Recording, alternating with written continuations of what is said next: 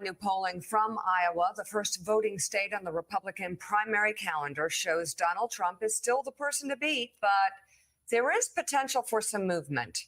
For the numbers, let's bring in NBC News national political correspondent Steve Kornacki at the big board with the latest. Steve, what do you got? Yeah, this is an exciting new venture for NBC. We've partnered with the Des Moines Register. The Des Moines Register does its polling with Ann Selzer. This is the absolute gold standard poll of the first in the nation caucus state. And so we've seen all of these numbers about national polling in this Republican race. But as you say, it all starts in Iowa. And the theory of every candidate who's trying to beat Donald Trump is that they can win Iowa, get traction in Iowa, and take that slingshot to the next wave of primaries and to the nomination. So the Iowa polling, we have been missing all summer, high quality Iowa polling. Well, right now we've got the gold standard to unveil to you. This again from Ann Selzer, part of our partnership, a new one with the Des Moines Register. These are the numbers here. This is the bottom line in terms of asking likely caucus goers who they would support right now.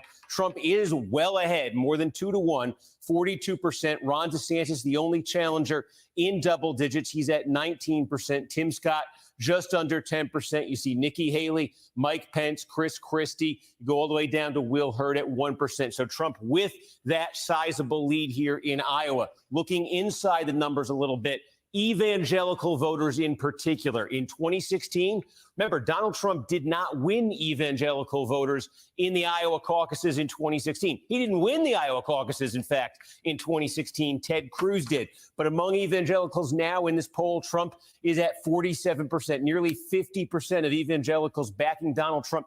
2/3, roughly, of all Iowa caucus goers in 2016 identified as evangelicals. This is a huge voting block in the Iowa caucuses. There's Trump at 47%. And by the way, there's Mike Pence, who has built his political career in large part on ties to evangelical Christians.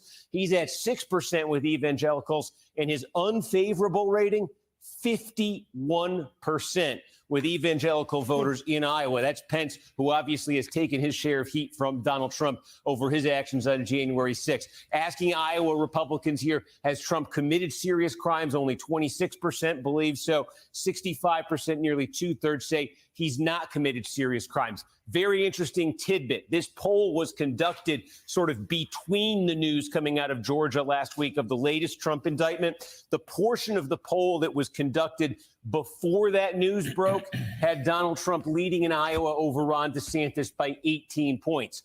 The portion of the poll that was conducted after the news of the latest indictment broke had Donald Trump's lead swelling to 25 points. So again, you do see that rally around Trump effect that seems to take hold with each one of these indictments. You saw that in this poll. Also, historically here, Trump leading by 23 points. The Des Moines Register poll is one that has a rich history going all the way back to the 1980s. These are Republicans at this point. These are Republican races at this point in the cycle. Who's had a lead comparable to Donald Trump's 23 points? Well, George W. Bush back in the 2000 cycle, he led by 27 at this point. He ended up winning by 11. Bob Dole, they called him the president of Iowa for a while. In 96, he was up 46 points at this point. He won in 96, but only by 3 points in the caucuses. So there's an example where a big lead shrank dramatically. And then you do have some examples here of candidates who led at this point and ended up losing. Their leads weren't as big as Trump is right now. But if somebody is going to make a move and catch Trump in Iowa, who might that be? One way of looking at it is this. Ask about the favorable, unfavorable ratings of these different candidates. And I think a couple things are notable. DeSantis may be 23 points behind Trump, but DeSantis actually has the best margin here on favorable, unfavorable. Look at 66% of Republicans in Iowa have a favorable view of DeSantis, 29 unfavorable. Trump's number is very strong. It's stronger than it was for Trump in 16, but DeSantis is a touch higher. Tim Scott, extremely popular too. Nikki Haley, popular as well. Notably, Chris Christie, who's gone the hardest after Donald Trump, extremely negative. Mike Pence, 42-53 negative. So right now, if you're looking at somebody who might be able to make a run at Trump in Iowa, maybe it's most likely a DeSantis. It could be Scott, maybe a Nikki Haley. When we ask voters, in fact, who their second choice is, it's spread out. DeSantis gets the highest second choice total, but Tim Scott's right there with 15% as well. Vivek Ramaswamy, by the way, at 12%. So the problem for DeSantis, not only is he 23 points behind, he's very well liked still by Republicans in Iowa. But right now, it's not as if he is the default second choice of all of those voters in Iowa. And one other interesting number I think we can show you here. We just asked voters in Iowa, what's most important to you, going with a candidate who's closest to your views or electability, a candidate who can beat Biden. And you see about 2/3 said closest to their views on the issues. Interesting split here. The ones saying closest to their views on the issues, Trump with a massive lead there of 30 points. Those looking at electability, Trump leads, but DeSantis is within 10. Scott's in double digits. So the more the Iowa Republican voters focus on that question of electability, that's where Trump starts to get into a closer contest here with his opponent. So, yes, overall, a very big lead for Donald Trump in Iowa, one that historically has portended good things for candidates in that position. But you do see rivals here in Iowa, notably DeSantis, notably Scott, to some degree Haley, who are still very well known and very well liked by Republicans. And we have more than half Republicans in this poll saying their minds not made up yet. That is fascinating. Of course, you look at that 96 drop by Bob Dole. I mean, wow, that was a precipitous drop. Also, Mitt Romney coming back from behind, a good bit from behind. So Steve Takei has a question for you. But Ketty, I just have to say, you look at those numbers. He gets indicted with 19 co-conspirators and this RICO charges. He's on tape lying about, trying to rig the election. And you've got the Republican leaders of Georgia, not left-wingers, the Republican leaders of Georgia telling voters he's a liar, saying, no, the election wasn't rigged. They win in the Republican primary there in a landslide. But what happens in this poll? Again, facts don't matter. Again, we don't know what the exact definition of a cult is. And that's for people other than us to determine whether this is in fact a cult. But my gosh, certainly it is bizarre that facts just don't matter, that actually his numbers go up after he's indicted in a multi-count criminal indictment to steal an election. Yeah, it's a feature of kind of populism, and it has been for the last decade or so, but has grown more so, that we are in an era of purist politics, not pragmatic politics. And I thought it was so interesting, that question about, do you want somebody who shares your views? Is that more important to you?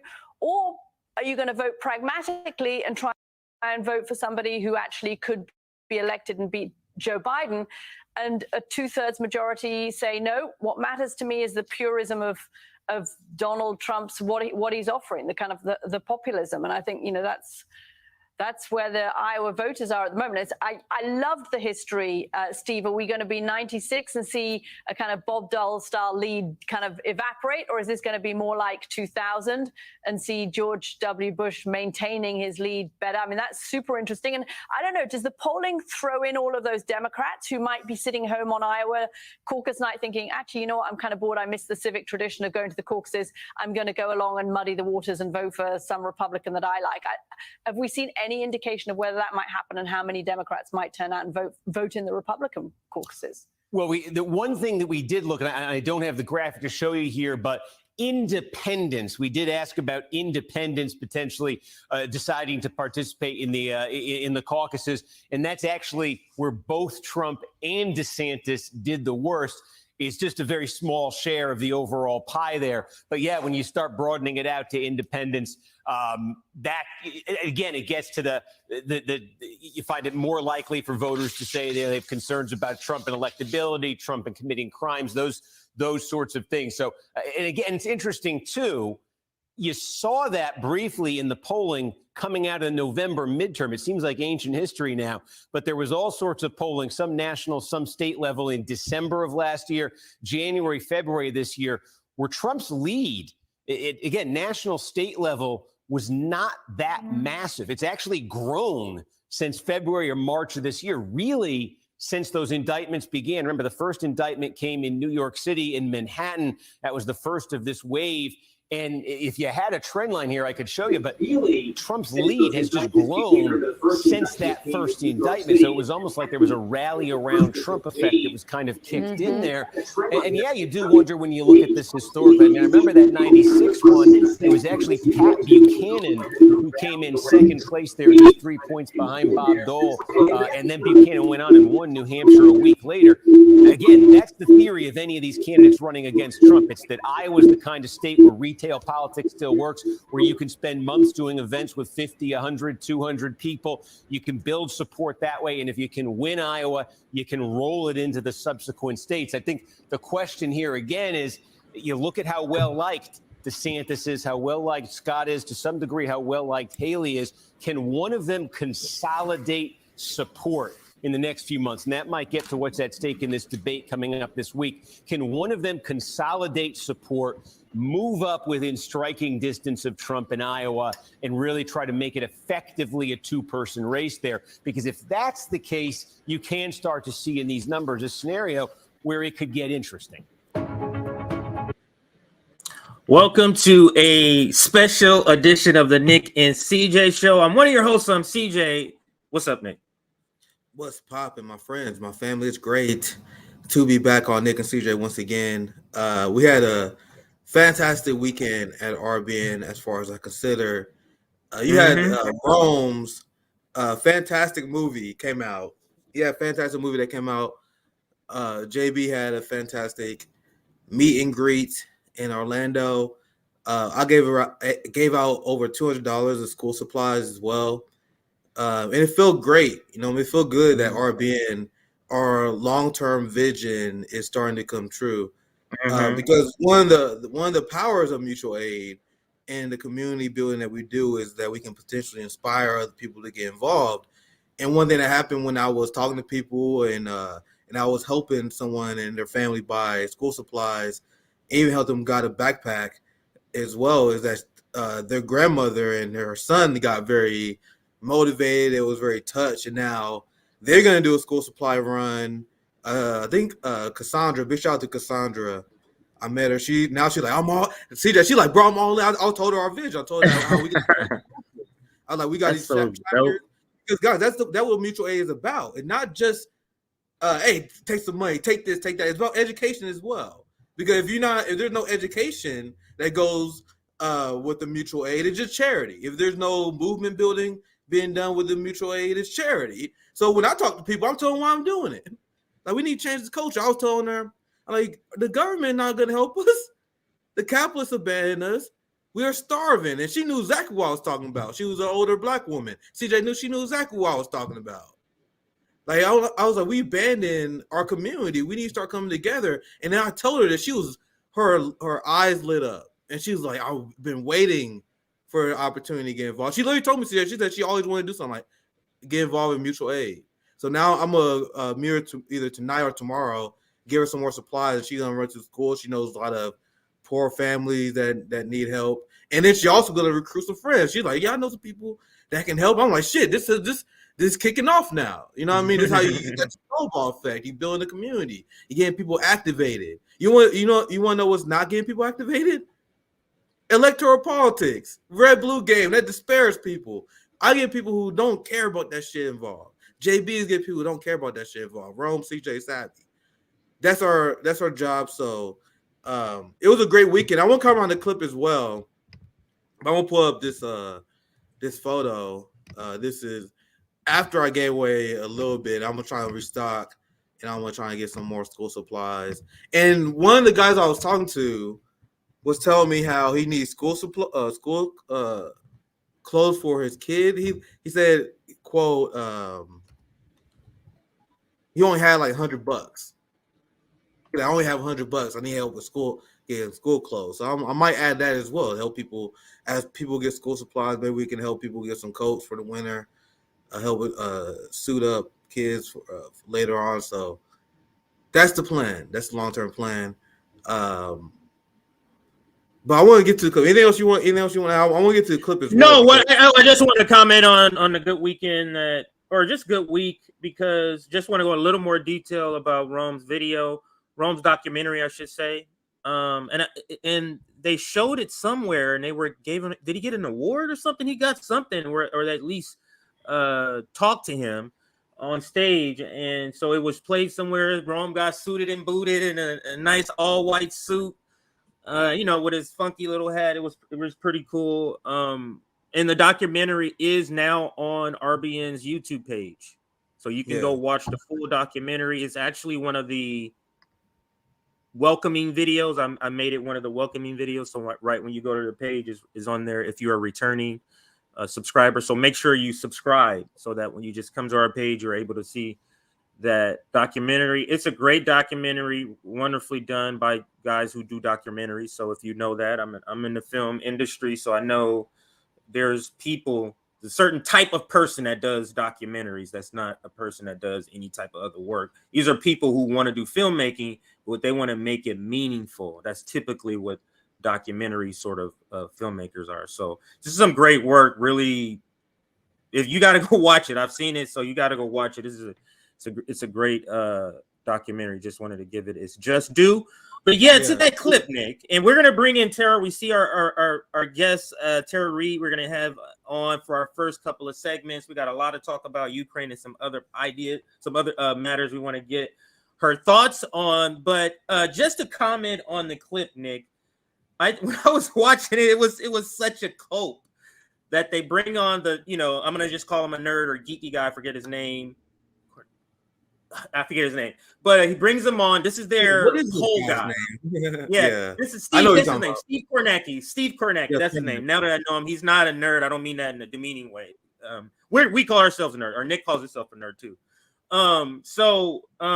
He comes on, gets them the numbers, and it's devastating numbers. It's literally devastating numbers because it'll be like you, Nick, your parents bringing you into the kitchen and saying, "Hey," and on the projector they're going through your report card and it's all F's, because that's essentially when you're seeing polling and it's not working. That's their understanding. Wow, our polling is not working. That's why they're moving to saying this has to be a cult. Is this like some sort of cult? Because they don't understand why their vigorous propaganda is having zero effect. They don't get it. So it is very shocking. And so that Cope video was very it's very soothing to watch for me. Go ahead. There's a lot of Cope, and Democrats are having a hard time figuring out how to attack Trump on this debate, because I've seen MSNBC, CNN, a few people attempt to say, "Oh, Trump is a coward because he can't debate." The smarter propagandists have been avoiding that because they know that Biden is doing the same exact thing to RFK Jr. and Marianne Williamson.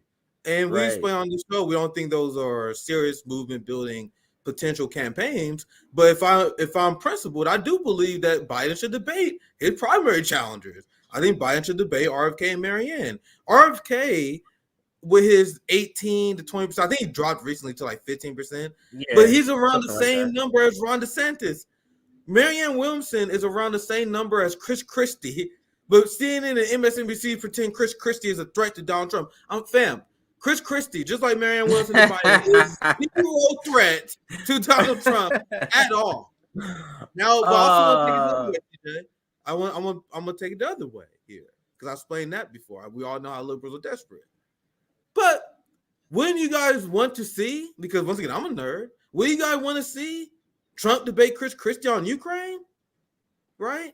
I'm watching the debate. That's the only thing I'm interested in seeing. I'm interested in seeing the Ukraine. That would be Trump interesting. debate. So we gave Joe Biden a lot of shit. We gave Nancy Pelosi a lot of shit for refusing to debate. So why are people letting Trump off the hook? This is cowardly shit. Let's be real. You afraid to debate Ron DeSantis? You afraid to debate Chris Christie? He's like, well, I got no reason to. He's like, we got no political reason. I always see Trump supporters saying we got no political reason to. That's the same thing Nancy Pelosi says. Nancy Pelosi says there's no reason to why she had to debate Shahid Buttar because Shahid Buttar is not a legitimate challenger. That's the same thing Trump is saying right now. Trump sounds exactly like Nancy Pelosi right now, and Trump supporters are letting him off the hook. And then people were side. They were like, oh my God, Tucker Carlson about interview Trump. I don't give a fuck about that, fam. And can I ask another question? Why is Tucker Carlson getting off the hook? Why is he let off the hook for giving softball interviews or softball questions to these politicians running for president? Because I promise you, fam, I have no interest in watching it because Tucker Carlson is going to give Trump a softball interview. CJ, we get grilled whenever there's any appearance of us being soft on politicians. Other people get grilled for being soft on politicians. But Tucker Carlson been doing a softball marathon on his new X show, his new Twitter show. He have all these presidential candidates on, not asking them any hard questions. They're like, we're gonna come on, just talk about shit we agree with. So we'll see, but I highly doubt that Tucker Carlson is gonna ask Donald Trump about Julian Assange, for example. Your mind would change about Julian Assange. So are you gonna ask him about it? Let's see if he does. You know what? With mainstream media. What mainstream media, New York Times, I believe, and Washington Post, or one of the other main, they are advocating for Julian Assange to be released. So he may shift, actually. Now that he's been given a cue to, because they don't really want a trial, Nick, because there's a certain thing called discovery. So this thing you guys are prosecuting on, what did he steal? Let's see it, guys. They don't want to focus on that, Nick. So, I don't know if he would change his mind, but I definitely know that the ruling class has given the yellow light. Let's not say green light. They definitely have allowed these corporate media sort of fake news outlets to project like they're for press freedom by now shifting and asking for his release. But I thought that video was a great video to start with, just to show a little cope, Nick. I know you and I both like the Morning Joe clips, but we can get to our guest if you would like, sir, to get to our Ukraine segments. Yeah, absolutely. So it's great to have her on our guest, an amazing journalist. She has a great YouTube channel as well. Tara Reade does a great job with foreign policy and geopolitical analysis. I said it before, Tara Reade is more than just a person who has a credible accusation against Joe Biden. A lot of great analysis. So it's great to have you back on. Welcome to RBN, Tara Reade. Oh, it's such an honor to be on. I love you guys. I watch your content. I watch Savvy Sabs. Of course, I'm on INN, Indie News Network, and I love Indie and Reade and Greg and all the help that they give me. And I'm going to hold this really steady. I'm using a selfie stick because I appreciate you. I appreciate us finding a way to make this work. Actually, I want our audience to know, because like StreamYard is like banned in Russia, right? So luckily, I have no idea. I guess it's not allowed in Russia because I can't access it, and I couldn't access a VPN on my computer. It was blocked. So I'm using my phone, and it's working with my VPN on the phone. And it's just one of those things we're going through in this special time that we live in. Times. But I am in Moscow, Russia, and I've posted today. It seems like whenever I post food or drinks in Russia, it goes viral. I seem to press post the other times, but like when I talk about Ukraine or something substantive and political, so I think my channel's turning into like a food porn thing. I don't know. Oh wow! Well, I got another great. I kind of know the story, but for the people who don't know, explain the situation and why you are in Moscow. Share as much as you're comfortable with, at least. But I think it'd be. I'll talk about everything open. I mean, before you answer that, let me apologize because I keep saying your name like my friend who is Tara. Mm-hmm. You pronounce it Tara, and it's spelled the exact same. So for me, when I see it, we had the same problem with Shama. We kept saying Kashama. When I see the name, I pronounce it the way. Yeah. So it's my apologies for that. No. It's the American accent. Yes. Tara is an old Irish name, and Americans use Tara more than Tara. So, but yeah, Tara is the pronunciation. There's actually a very ancient hill called Tara in Ireland, where land of the kings and the queens is what it means. But but I came to Moscow, Russia in May. I'm getting asylum here. I was about to testify against Joe Biden in the committee that is looking at the weaponization of the DOJ and the FBI. I have a sealed indictment against me. To this day, I don't know what it says. My lawyers have been trying to get the answers. And I was here in Moscow because I'm publishing another book, and that will be coming out later this year, and then also adding to my book, and it's going to be in Russian, translated. So I was overseeing, you know, the translation, some details and the contracts and whatnot, and met with a publishing company, which is an international one, it happens to be based in Moscow, and thought, well, I'm on vacation, I'm going to go on, like, you know, and sightseeing, right? And so I only packed for a week. Didn't pack a coat, didn't pack the right shoes. You know, it was one of those things, didn't really say goodbye to people and things that, I mean, I would just do it differently. But I'm not returning to the United States. And what happened is when I was here, it became clear that if I went back, I was going to be picked up at one of the airports, either in Istanbul, Turkey, or Seattle, Washington, and taken into custody, and I can be held up to 18 months without charges. Loosely, what I was being accused of was violating sanctions because I accepted a plane ticket to Channel 1. And although that's not a violation of sanctions, while they figured it out, they could have held me. The sealed indictment sitting there like a spider, I don't know what that is. My lawyers have found out that there was a FISA hearing about me, which means that the government can basically surveil me, that was opened in 2019 when I came forward about Joe Biden. Joe Biden. Well, this is more example of Biden weaponizing his Justice Department, fam. He sure did. So you guys think it's a coincidence that they have all these white collar crimes, all these crimes that they don't go after, but now they decide to go after Tara Reade after she has a conspiracy violation. You guys think that's a coincidence? I want you to continue, but I just want to pose that question. Do you guys really believe that's a coincidence? That now they decide to go to Tara Reade now? Now the election's coming up. So you got and now they want to say that Biden's not weaponizing the Justice Department. Get the fuck out of here. But sorry, Tara, I want you. That is insane. That's very triggering here. But it was very insane. And you know, I was very outspoken about the Hoover Group, who is an African American socialist group. Yes. The leader of that group, Chairman O'Malley, has been an activist for 50 years. He doesn't have a foreign country telling him how to think or what to do. He is old school. He is the original OG of, you know, activism and civil rights and calling out the American imperialism and the endless war machines. And that was his focus. They did, from what I understand, they basically did like a FaceTime or some sort of conversation with a group called Friends of Russia, basically to reach out person to person, which is a very natural thing to do because I have Russian friends. My cousin's Russian. And basically they were having a conversation about, you know, that the governments might be fighting, or, you know, the US leadership may be calling Russia an enemy, but Russians don't feel that way. And certainly even the Russian government has made it very clear that they've wanted to be partners and simply have economic competition, innovation, and they never wanted, you know, to be at war with NATO and the United States.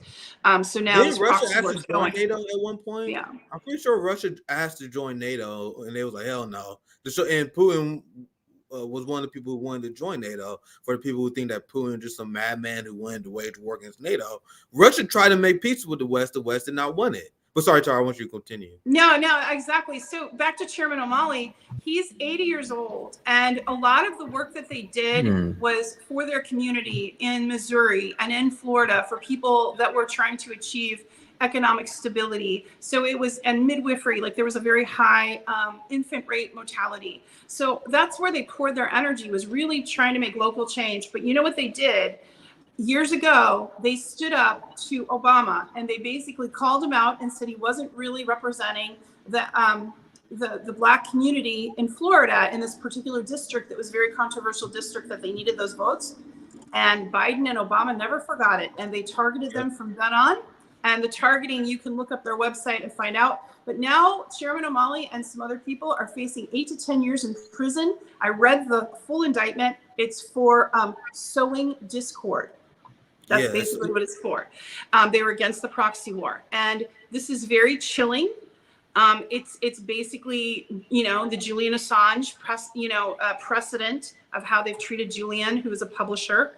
Now they're going after activists, January 6th people, are being gone after with the FARA. But the FARA is the Foreign Agent Registration Act. It's administrative.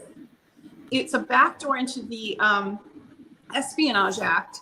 And when you get into that realm, you 98% of those cases are convicted. I thought we gotta vote for the Democrat in order to stop fascism, though. Yeah, guys, it's clearly weaponization of government against their enemies. And as you said earlier, Molly and them, one of the things that got them in trouble for real was the fact that they believe in running candidates, like because they are a Marxist organization. And as we explain on RBN, even though the professional managerial class always strawman and misrepresent our position, but they say, "Oh, they're against electoral party." No, we believe that we should have our own party, run their own candidates, and they did that, and it was pulling votes away from the Democratic Party. You have black leaders in the organization telling black people to leave the Democratic Party while giving them on the ballot that took votes away from them. So they decided to weaponize the government and put them in prison. Like, fam. Exactly. I mean, it's awful. Well, I lifted them up a lot, and I had communicated with Tucker Carlson. I raised up their story to Tucker. He covered it. That's 2 what weeks got him later, fired. He was fired. Oh, you got him fired. You the one who got him fired. No, then. I didn't get him you. fired. I think it was January 6th. He's joking. Actually, I think it was. I said it was January 6th. That's what I thought. January 6th. Yeah, but I think it's cumulative. Like one of his last interviews was with was talking about that particular case. He and in his monologue, it was one of his final monologues. If you look back at his final ones, and I think from what I understand, it had to do with the lawsuit with the voting. And in that lawsuit, they required that he be removed. Like that was one of the requirements of that settlement that Fox lost. And Fox just sold out. I mean, basically, they've become a tool, unfortunately, of the empire as well. I mean, you're looking at a uniparty, and it's just it. You have very few voices really speaking out. So I think that got me in some trouble. I had them on several times on my show. I was speaking out heavily against this proxy war. Joe Biden has basically laundered $50 million is what's coming out. Probably that's the tip of the iceberg. He has 22 shell companies. You don't do that kind of shell company moving around to money unless you're trying to hide something.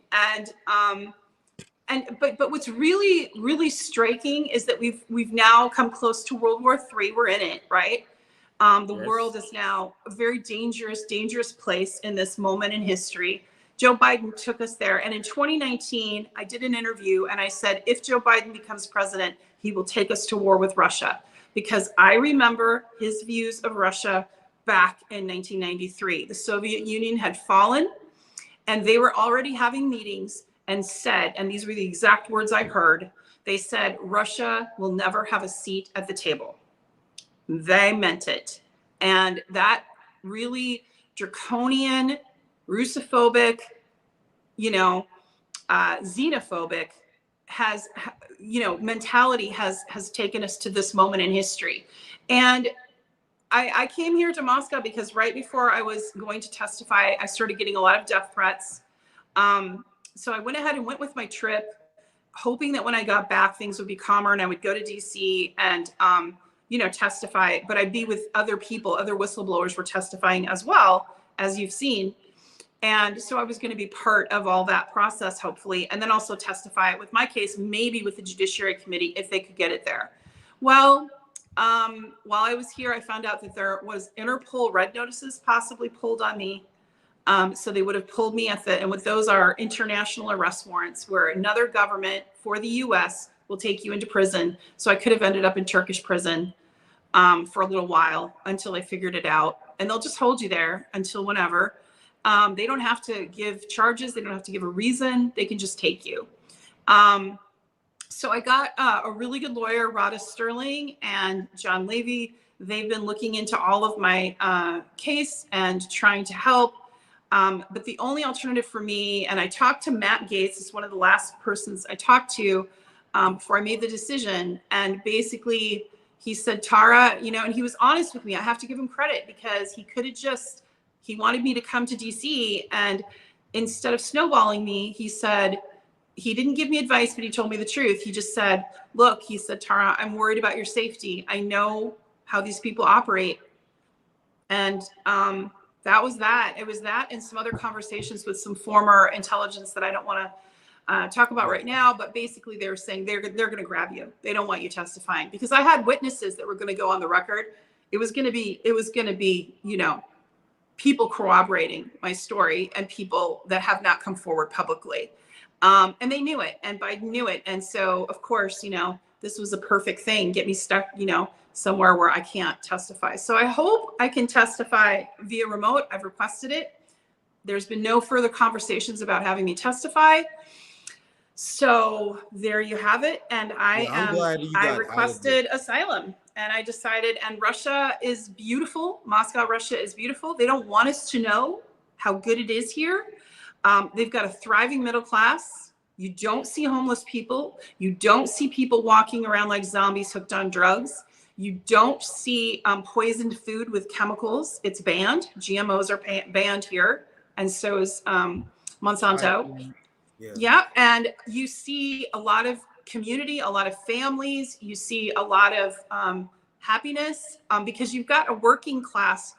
80 to 90% of people like my daughter's age, she's in her 20s, out of college, own their own apartments or have access to even a dacha. 80 to 90% home ownership here. And that's not with a bank, that's outright.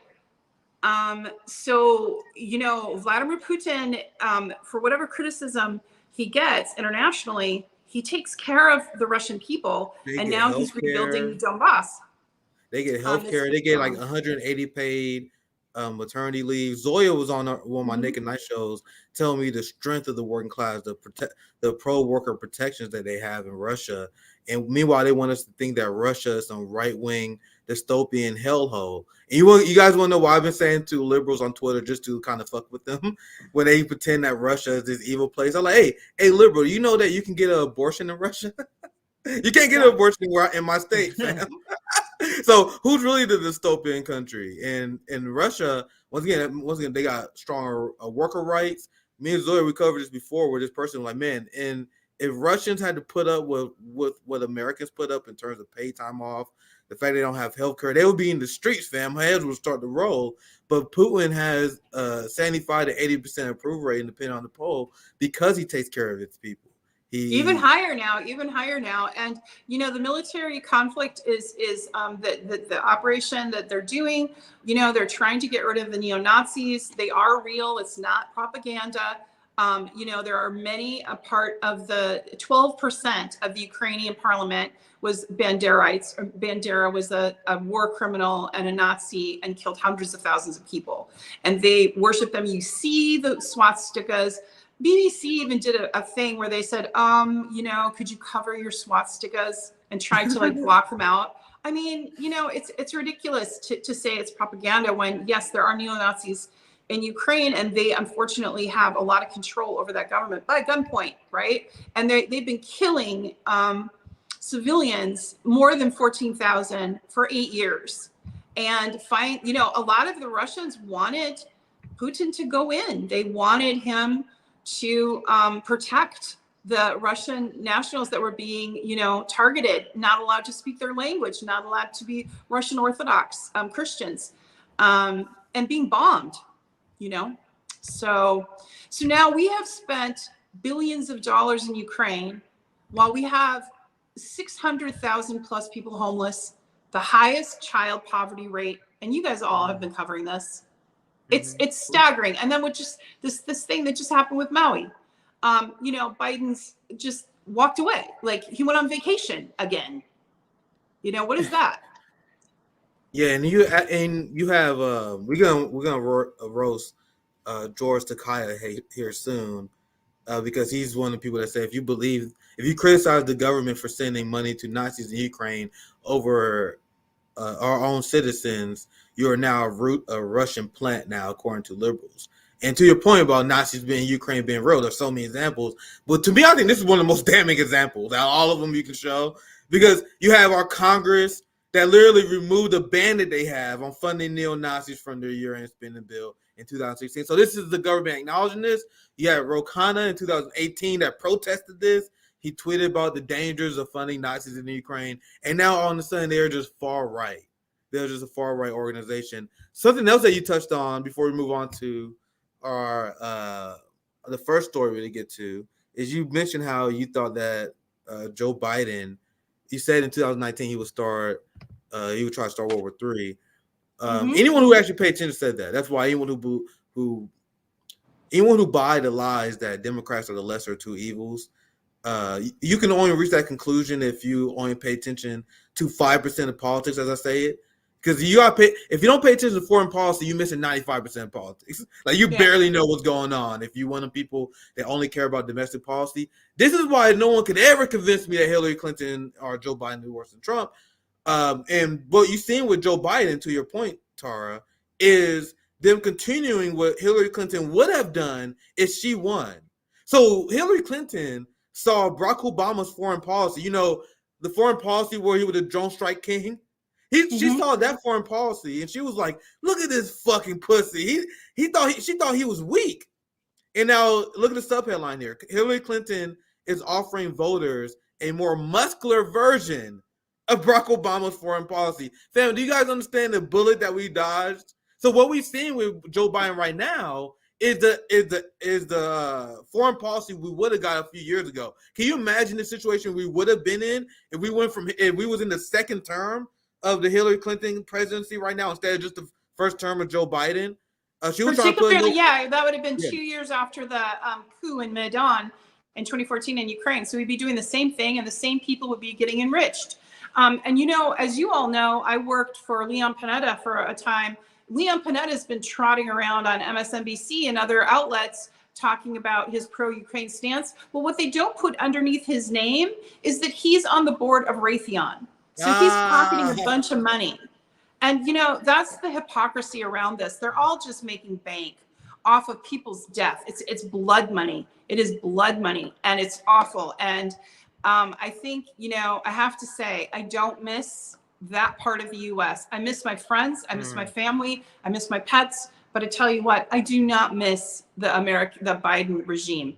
And I've never seen our country in more dire straits than this moment. I have never seen our country and people suffering like this moment. I mean, even under Reagan, when I was a kid, it wasn't this bad. And then we're just close to nuclear war. And I mean, it's frankly lucky that Vladimir Putin is in power because he's very patient. He's not going to do a preemptive strike. They have a law against it. They will not do that. But you look at the UN, I've had on my show, and you should have him on, Dmitry Polyansky, from the Russian Federation, who's he just recently had Max Blumenthal on, and Shea Bose, who did a fantastic job, briefing the UN Security Council about the weapons going in Ukraine, about the money and the money laundering. But anyway, Dmitry, his Russian, delegation get blocked every time they want to try to have a brief or present the truth by American and English delegations. In September, they have a Russian, it's Lavrov is going to come across at the end of September for the big UN thing to have a discussion about all of this, right? They won't allow the Russian media to come to the US. They're denying visas. They're keeping it. I mean, so there's no attempt at diplomacy or peace. I mean, I don't even know how these diplomats operate in this kind of climate. It's unconscionable what's happening. Yeah, it's absolutely unbelievable. And we're going to cover how you have U.S. officials complaining that the Ukrainian government, the government that is responsible for 45,000 dead Ukrainians in the last few weeks, they say they are concerned that Ukraine is they're being too cautious with Ukrainian troops. They're too cautious averse, as they said. We're gonna get to that very soon. I want to show you guys this because this is the first story I want to get to, because you do a good job explaining pretty much the NATO propaganda hoax that people throughout the world is starting to see through. They are losing, not that one yet. The West is losing the narrative war. The idea that the world is unified behind Putin is false. You have around 80% of the global population as aligned with China and BRICS and Russia. So with that fact, you have reporters. I showed this story where you had a TV anchor in India telling the truth about this. There was a TV reporter in Spain telling the truth of how the United States overthrew the Ukrainian government.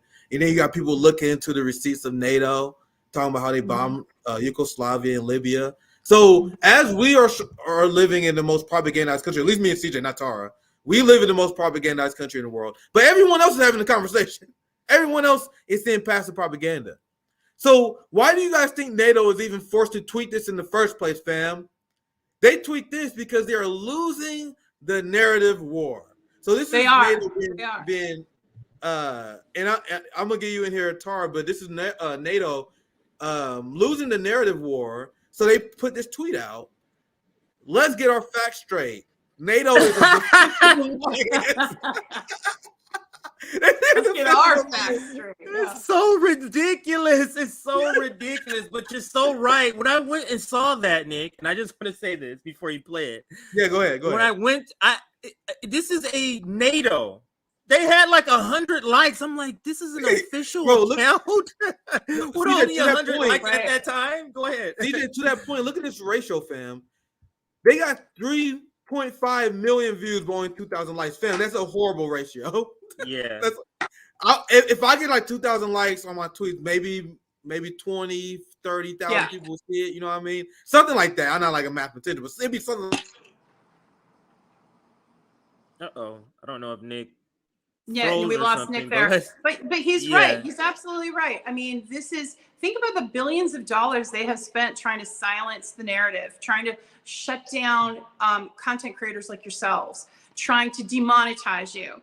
And I've been demonetized. My YouTube is just demonetized. I can't get any funds.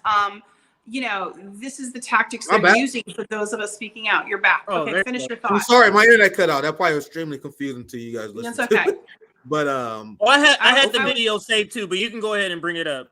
I was just gonna bring it up. If I cut out against CJ, you can just take my shit down and you play it. Let me make sure everything's working here. Here, let me put this up. All right, cool. Sorry, I didn't mean to cut you guys off. That's probably awkward, but let's play the video and then we can continue the conversation. Yep.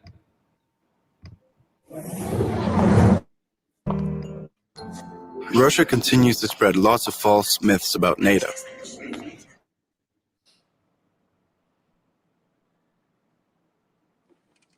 Uh-oh. This is not true. There we go. NATO is a defensive alliance. Its purpose is to protect its allies. NATO does not seek confrontation and poses no threat to Russia.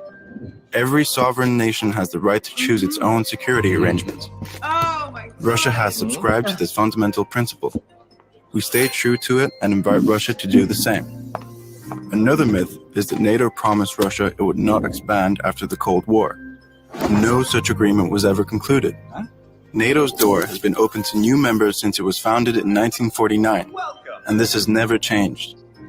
This open door policy is also enshrined in Article 10 of NATO's founding treaty. Decisions about membership are taken by consensus among all allies. No treaty signed by the United States, Europe, and Russia includes provisions regarding NATO membership. The myths need to be dismantled. The record needs to be set straight. So Tara, please. I'm throwing popcorn at the screen right now. Oh my Lord. Like every single thing they said is just like a gas. Every line. Like that was carefully written lies. But go ahead, Tara. I want you to take the first swing at debunking this nonsense. Oh my God. Yugoslavia, Afghanistan, Iraq, Iran. I mean, the list goes on. They are an offensive force. The movement they've made towards Russia and closer to Russia's border alone, it's very strategic, and they are vassals to the West, meaning the United States and the United Kingdom.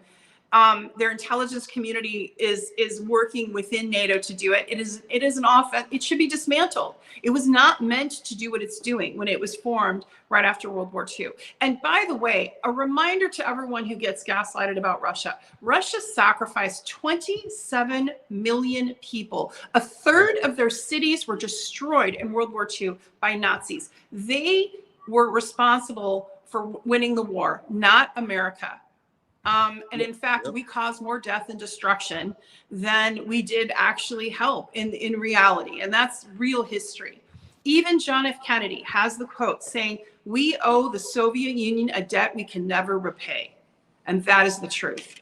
And, the fact that NATO is, doing this is because there's so much money in weapons manufacturing. This is all about endless wars. This is all about pitting us against each other while they want total control of what we think, what we do, and decreasing the population for the elites. That's their mission. That's why it's important to understand history, because the NATO propagandists will say that Russia have no reason to feel threatened by Nazis being armed at their border. But everyone in Russia knows someone who was killed in World War II by Nazis. Everyone has to. When you talk about tens of millions of people died under Nazi tyranny in Russia, right? Yep. So everyone knows someone who was killed by a Nazi. Nazism is a scourge on their society, and they have seething disdain towards Nazism the same way we do as a Black Marxist network, correct? That's why Putin, who wages war against Nazis, have a high approval rating in Russia, because they have this scar of Nazi violence on the Russian people. So then when NATO in the West say, oh, Russia have no reason to be concerned with neo-Nazis being on their border, that is ridiculous. It would be as if a bunch of armies were lined up on the border of Mexico and Canada and pointing their rockets and their missile systems at our capitals. This is the equivalent of because there are rockets that are literally 2 or 3 hours away from where they could hit Moscow and some of the land masses populated masses in Russia. And so they have to have a very strong, level-headed leadership in place to try to negotiate, be diplomatic, but also protect their citizens, because this is aggression. And there's no question who's trying to start World War III. And it ain't Russia. It's, and I can't believe that Hunter Biden was involved with this much pay to play, influence peddling, millions of dollars, and he is going to be the fall guy. And I do believe that more is coming out, to expose the Biden family and just how craven it is. But you have to understand, too, that Republicans are in that mix. And so there's a lot of people that don't want the truth to come out because their pocketbooks are going to be affected because they took the cash, right? Like Leon Panetta, he took the cash. He's taking the cash. Those people to me are psychopaths. When you're taking money and then trying to push a war, you're a psychopath. I'm sorry, there's no other word. And I have no respect, respect right now for American government leadership, for the misery and the millions of people that have been killed in the last decade alone by imperialism and the endless wars. So this is to debunk this, and I got a few things. We still got a lot of cover on Ukraine. Yeah, it's funny you have the same tweets that I have ready to put up. I knew the same tweet. I knew what you wanted to cover, CJ. So great. My presentation. So this is Wyatt, who ratioed this friend of the show, Wyatt Reade. NATO was ratioed to oblivion, by the way. Ratioed to oblivion. For you Twitter nerds, ex-nerds or whatever. 3,600 replies to only 2,000 likes with 3.5 million people. That's a fat ratio, friends. So people are offended by them thinking that they can bullshit us into believing that NATO, a country, a military alliance that did this, is defensive. And Wyatt Reade, without effort, ratios them to oblivion with way less views. This is what Belgrade looked like after NATO defensively bombed it for 78 days, killing over 2,000 civilians. So here are a few photos. NATO bombing Belgrade. Here's another one. This is a funny meme. Wins the Nobel Peace Prize, proceeds to bomb Libya, Pakistan, Afghanistan, Syria, Iraq, Somalia, and Yemen. Once again, Libya, NATO had direct involvement as well. So the whole thread, there's 3,000 replies, 15,000 quote tweets. Jesus fucking Christ. That's right. Full, and the thing is, what makes it beautiful, and I'm glad they tweeted this out, CJ and Tara. what makes this beautiful is these are 1,500 quote tweets and 3,000 replies of people informing people of how NATO is lying. You know what I mean? Right. Like, it's not like just, oh, you're stupid, NATO. You're full shit, NATO. It's full of factual replies for people who are receipts. Maybe if receipts. you sorry. Yeah, and this why, is completely backfiring. Why Reade's a great investigative journalist, and as you know, when he was in Donbass, his hotel was. I had him on my show right after it happened. His hotel was bombed and stuff. But yeah, he's a great investigative reporter. I think he's now doing work for the Gray Zone, but he really called it. And I think as far as us speaking out, it's great, but come on, we've got to get people in the United States to say no more. Like vote these old, it's not, the Congress was not meant to be a geriatric nursing home where these people can just rake in millions and then, stroke out in their chairs like Dianne Feinstein and Mitch McConnell did on air, right? Get them out. Get them out, but get people in that are good, because look at Gavin Newsom. Gavin Newsom is horrendous, terrible. And I have a feeling, this is my theory, so I don't know if it's true, but it's just being from California. Gavin Newsom is going to step in for Joe Biden. Joe Biden's going to bow out because of all this controversy. He's going to have to, for medical reasons or for whatever, he's going to have to resign or step down, and Gavin Newsom is the placeholder. I don't know what's going to happen with Kamala Harris, but I know they're not going to doing like these weird polls, and that's a tell that the establishment is doing. You see a poll, they're like, "Hey, for some reason, we did a hypothetical between Gavin Newsom and Trump." Like, they're not doing that for no fucking reason. Do you know what Gavin Newsom did today? Did you see the article? Gavin Newsom is I did. Passing along we're going to cover it. To remove Trump from the ballot. I can put it up now. I'll put it up now. Yeah, I'll put it up now. But go ahead, Tara. You were going to say, or can you repeat that for the audience to hear? Yeah, Gavin Newsom, I guess he's just getting rid of political opposition, which is so democratic, right? He basically is passing a law in California, is introducing it into the assembly to remove Donald Trump from ballots in California. California is a huge state. It's a huge swing state right now. So if other governors follow suit, there is no democracy in the U.S. And I want you guys to know, like, there have been Democrats that been on TV. CJ, you probably seen a few in these segments as well, where they just openly saying, I think that Trump should be banned from running. Can you imagine what they would do if they had truly unlimited power? You would see straight up fascism. They will straight up ban. Well, but that's where they're heading. If they start being able to remove people from the ballot, before, right? They were removing Bernie Sanders, they're removing Green Party, they're removing Third Party, but now they're going to remove a Republican. That's going to start. We're looking at a very dangerous time in the country. I think people are not going to have it. Yeah, this is our brother Nico House. I see you put it up there, CJ. Yeah, I was just about to. I haven't seen it. I'm looking at this for the first time. Gavin Let Newsom. me read the headline. No, go ahead, CJ. Oh, you were going to do it. Oh, yeah. It says, breaking Fox News report, California Governor Newsom is the first governor to say Donald Trump is not eligible for future presidential elections and has asked the California State Assembly to pass a bill that will remove Trump's name on any future ballot. Like, that obviously is going to go to the Supreme Court, where California should lose. By the time it goes to court, their election will be over. Yeah, right. People, they're trying to induce. This is going to induce violence, though. Exactly. Like this is going to induce.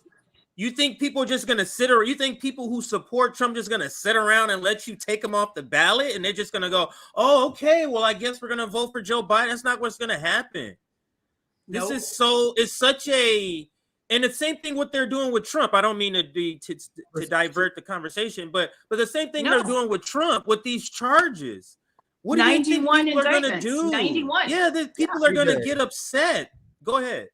I have and to your point, I have a thought. Like, I think the establishment wants nothing more to piss off Trump supporters and make them do like a real January 6th. Like, we know January 6th was a joke, right? They want some more shit because they want to turn this country to a police state. right? Exactly. So you nailed it. That's exactly it. Right so if you piss off Trump supporters by locking his person up, doing in a very fascistic way, the same thing that would make them call for regime change in another country, locking up their political opponent, they're doing that because they know it would elicit an extreme response from the 3%. And what I mean by that is if you take 25% of the population that Trump supporters and then take the most radical percent of them, take the most radical 5% of Trump supporters, they're going to do some shit. I don't think most of them are. But they hoping that 5% they can get some white nationalists to do another tiki torch march or some shit. Then they can pass another police bill. They can pass another Capitol Police bill. That's exactly what they want. Surveillance. I hadn't thought based on what you said, CJ. They want to pick these people so they can be like, oh, we need to give the police, we need to get more spying power so the Trumpers can protect you. Exactly. It'll set up the scenario they want. You're absolutely right. That's what I was going to say. It's going to set up that scenario to say, oh, this is why we got to have tanks in the street. This is why everyone's going to have face recognition. This is why we've got to have, the money attached to definitely gonna do it. What your activities are, your CBDC. It's all got to be controlled because that's what it is. They're going for complete control. Yeah. And, so how do we fight against that though, Tara? Is it doing shows? Is it having these international sort of, because that's what this is here. You're in Moscow, we're in the United States, having these international sort of discussions, getting the word out, because we're not going to get it in news. We're not going to get it in print, corporate print. I think getting the word out is the most important thing we need to do. Getting the word out, supporting your network, supporting INN, supporting Savvies, supporting everyone who's trying to get an anti-war voice out there, like antiwar.com. Like, I don't know why more people don't read that. Seymour Hersh, like, support these journalists and, Gray Zone, like all of them that are trying to get through the anti-imperialist message. You may not agree with them on everything, right? Like you may not agree with every single thing that they do. Like, I just did a critique of Gray Zone and then apologized. I felt like I was a little too rough on them because frankly, they need the fundraising. I want Wyatt Reade to be having a full-time salary there. I want, to see his articles. He's brilliant. And so is Max Blumenthal and so are the rest of them.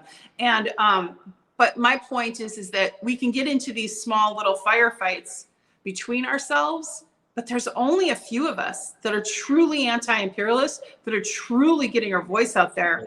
And they're picking us off one by one. I mean, I'm exiled to Russia, but actually it's a blessing, right? Because I'm able to do more work. So I can still do my work now.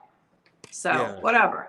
Yeah, you guys see the guest sorry, but you guys see the guest. No, I was gonna say just in conclusion that apparently, and according to USA Today, a CIA agent said that I made him viscerally angry because I discussed inflation.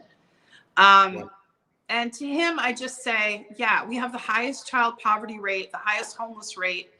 And we have, some people are paying like $8 for a dozen of eggs. Some people are paying more for fuel. So I'm sorry if I made that, CIA agent viscerally angry, but I'm an American citizen and I can criticize my government. That's the freedom of expression and the freedom of speech. And that's why my lawyers filed with the UN for my violation of human rights, so that I can't live in my own country because I was whistleblowing on the president of the United States. I was about to testify in Congress and they terrorized me, took away everything from me to try to silence me. And you know what? I'm still standing and you're still going to hear my voice. And I'm going to support people like you with RBN and people like INN and people that are at other outlets like antiwar.com. And I'm going to keep pushing because that will help people hear the truth. So if you guys want to know why I have maximum disdain towards liberals and liberal culture, especially white feminism, to be frank, because there are progressive feminists that threw Tara Reade under the bus. Oh yeah. People who supported me too. People who supported women against sexual assault. I am looking directly at you, AOC. Yeah. I'm looking because I know you've called her out before.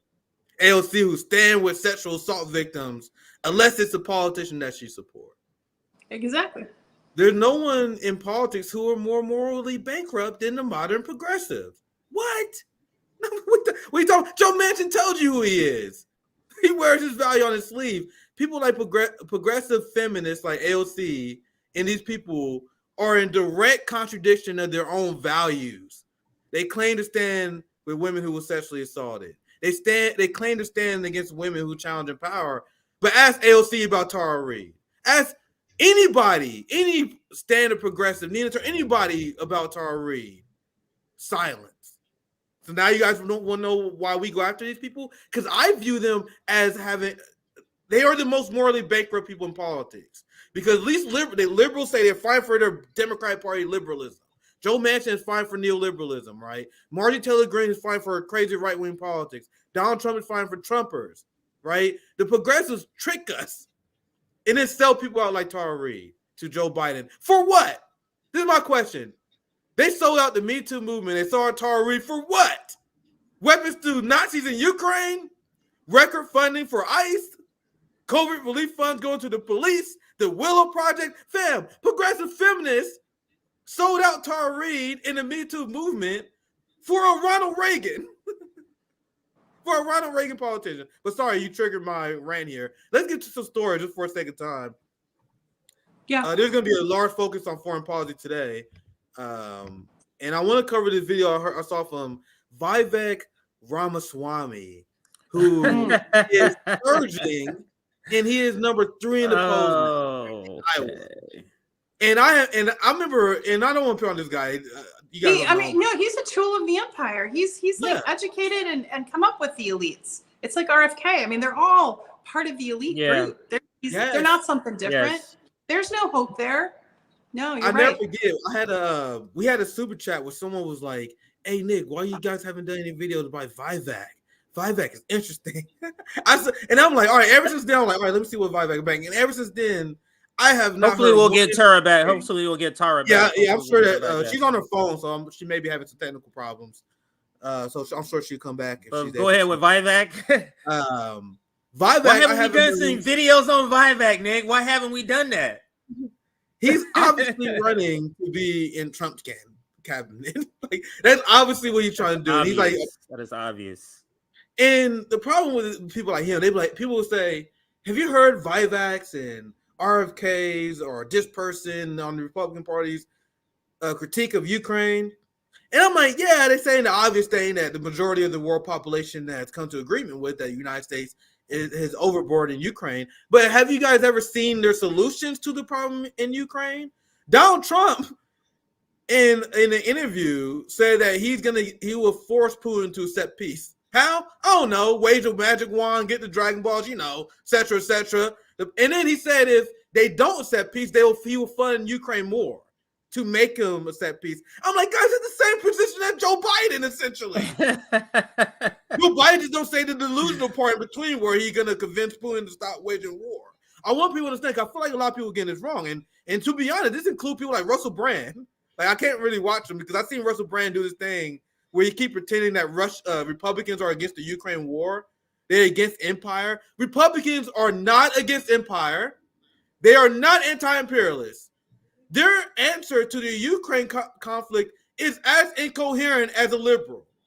So listen to what Vivek is praised as this new hip young Republican, CJ. He's the new era of thought among the right. Look how young and intellectual Vivek is, right? Even though Vivek is just a culture warrior. I lost interest in this guy because if you look at what this guy talk about, he like, I'm gonna explain to you in an intellectual way why this culture war that doesn't have anything to do with their life is important. Talk about he's like, oh, I'm gonna explain to you why they're like, this guy's a fucking moron. So you guys will hear what what he would do to end the Ukraine war. And once again, he has a critique of the U.S. empire on Ukraine that is legit, but he has no solution. And he says something that is as delusional as anything you're gonna hear. So I don't even want to spoil it. I want another video to play, and then we'll comment. And you've also suggested that Vladimir Putin be allowed to keep parts of Ukraine as part of a way to solve that conflict. Now, I actually watched this whole interview. They had this 2-minute strategy between foreign policy. Nothing else is important, to be honest. And this is Jim McCosker. He was talking about how your position on Ukraine is essentially like Trump. You guys are essentially appeasing Putin. You guys are allowing Ukraine to lose land. Now, I'm going to show you guys what Miley's saying. We're going to show how what the Western establishment is admitting their strategy of not negotiating last fall was a failure, because you knew they wanted nothing but endless war, because they would say Ukraine is in a strong position. Whenever Ukraine gain ground, they would say, well, Ukraine has momentum. We can't negotiate now. It will be a big moral blow if Ukraine negotiated to Russia while they're winning, right? So then Ukraine will lose. Whenever they lose ground against Russia, they will say, oh, well, we can't negotiate because they're losing ground. We will solidify Russian gains. You guys see how no matter what the situation is, it always more war? So what people who call for peace say, because if you're a peace activist, you don't really, you don't like care about the consequence. You just want peace, right? So we say you got Odessa, you have Eastern Ukraine, based on referendums, based on what the population want. They want to be Russia anyway. Russia want to solidify their independence. They lie and they say they want to have Odessa and Eastern Ukraine be part of Russia. That is not what Putin and Russia wants. They want them to be independent states. And then they'll be friendly with Russia and they can be a buffer to Western Ukraine, who sold out to the West. That's completely reasonable. So I know that was a long preface, but I'll get back to the video. But that's why he's complaining, because Vivek said what literally everyone else said. He's like, yeah, you guys are not getting this land back. Plus, this land in Eastern Ukraine, they don't want to be part of Ukraine anyway. So there will be nonstop conflict if you forcibly force the people to be Ukrainian. But anyway, that's a long spill. I'm gonna continue the video, but you see that's the tactic that Jim Acosta is using. And listen to what Vivek says. And you've also suggested that Vladimir Putin be allowed to keep parts of Ukraine as part of a way to solve that conflict. What if he wants parts of Poland? You leave next? out the most important part of that deal. More of Ukraine next. Aren't you letting some of these the most important authoritarian part of the leaders deal off is the what hook? actually advances? Far from it. I think that the Biden administration is so stubbornly attached to the idea of getting Xi Jinping to drop Vladimir Putin. What I think we need to be doing is get Vladimir Putin to drop Xi Jinping. What else do you want, sir? What else do you think? What else do you want? What do you want to happen, right? You think Xi Jinping? You have regime change in China next? Is that what you want next? What other fantasies are we making up? Right? We're gonna end all the U.S. wars and we're gonna solve world hunger too. Why not? Since we bring up ridiculous shit. Oh, we discovered a new renewable energy source that is cheaper than fossil fuel and any other energy source. Now we can run on cars forever. That is about as realistic as a scenario that you just laid out, Vivek. So what he is saying, I'm gonna let him continue, is that he would have a foreign policy that would force Putin to break up his relationship with Xi Jinping. How exactly are you gonna do that, sir? And Xi Jinping and Putin describe their bond as inseparable. They consider themselves to be one people in one struggle against the Western regime. They talk about this in many meetings before. A strong, long-time cultural tie that they are trying to cultivate here. But Vivek is going to influence Putin to stop that. I want you guys to hear that again, and I'm going to continue more with how he's playing. He's going to accomplish it. This is beyond delusional. And the reason why I'm playing this is because there are Republicans who sound like they're getting the Ukraine war right. But what will you do if you're in charge? And this exposes that he had no idea what he's talking about. This guy Vivek has no idea what he's talking about. Aren't you letting some of these the most important authoritarian part of the leaders deal off is the what hook? actually advances? Far from it. I think that the Biden administration is so stubbornly attached to the idea of getting Xi Jinping to drop Vladimir Putin. What I think we need to be doing is get Vladimir Putin to drop Xi Jinping. Just like Nixon went to China in 1972. I think Putin is like the new Mao. I will visit Moscow and I will pull Russia out of its military alliance with China. He's going to pull Russia out of the military alliance with China, Tara. I want to get you in. I'm glad you came back. I don't know how much you've been watching. Yeah, I'm sorry. I think I don't know. Our feed got cut. I think it was decided I just said enough. But somehow my feed got cut, but I'm back. But you know what is so striking about this? we didn't even get to this, and now I'm glad you are. I mean, these are our choices. We can go after Russia or we go after China. Yep. We can just, basically, the Republican and the Democratic Party are just so stupid. They want to start World War III. They're going to take us there. And the deal with Taiwan, recently going to Australia when Blinken did that and said no to Assange, that there would be, that they were gonna file charges against him and go on and so on and so forth when it was brought up to him. And then in the same breath, they're signing over, rocket. They're just using Australia as a launch pad to attack Taiwan, and China knows it. And I mean, what was striking was the Africa-Russia conference, which was in St. Petersburg. I was here and I knew some people that attended, and they were saying the mood was incredible. Like, these African leaders were finally being treated with respect, being allowed to have their sovereign nations without having their resources stripped and taken. And, that's why they've kicked the French out. The French are gone. They're kicking the Americans out. Victoria Nuland got the big old finger from them. And they are moving forward to form an alliance with Russia and China. And this is an economic alliance. This is for their people to have a use of their own resources. This is for China to have use of its own resources.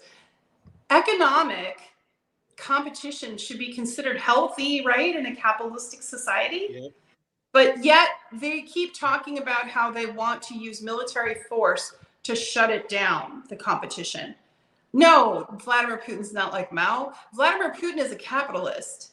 Russia's capitalist. I live here. It's a capitalistic country. Now, it's not in crony capitalism, and that's what the U.S. is in. The U.S. is experiencing crony capitalism, and that's the end cycle. That is the end of the empire. I love how you just so casually dismantled his point by saying something that's so obvious. For one, Mao is a communist.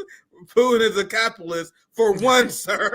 Like, it's that easy to dismantle this ridiculous nonsense that he's saying. So I'm gonna let it continue. We can let it finish on this point, and I'm gonna get CJ and then any last thought from Tara. I want you guys to see his full, hopefully it should be back. Articulate thoughts. And whenever I hear from Vivek, he is one of the people that is salivating war with China. He's and I've seen so many clips. I don't got a lot of them saved, but he's talking about how China is our number one geopolitical enemy. Because once again, he's a capitalist, worth millions of dollars. You would think he'd be fine, right? But no, capitalists, they can never have enough. They see another alternative system thriving, and they can't stand it.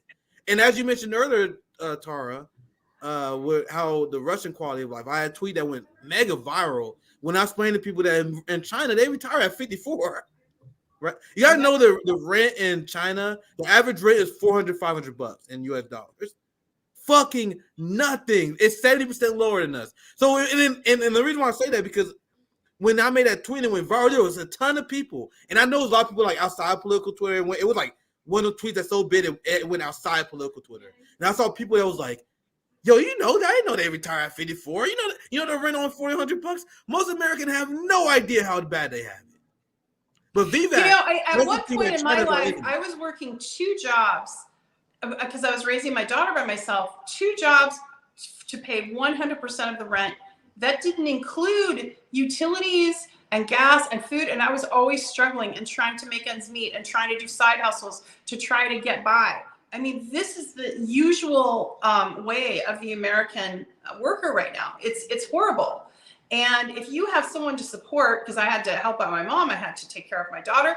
It's almost they've set you up to just be in poverty and never get out. Yes. Never get out.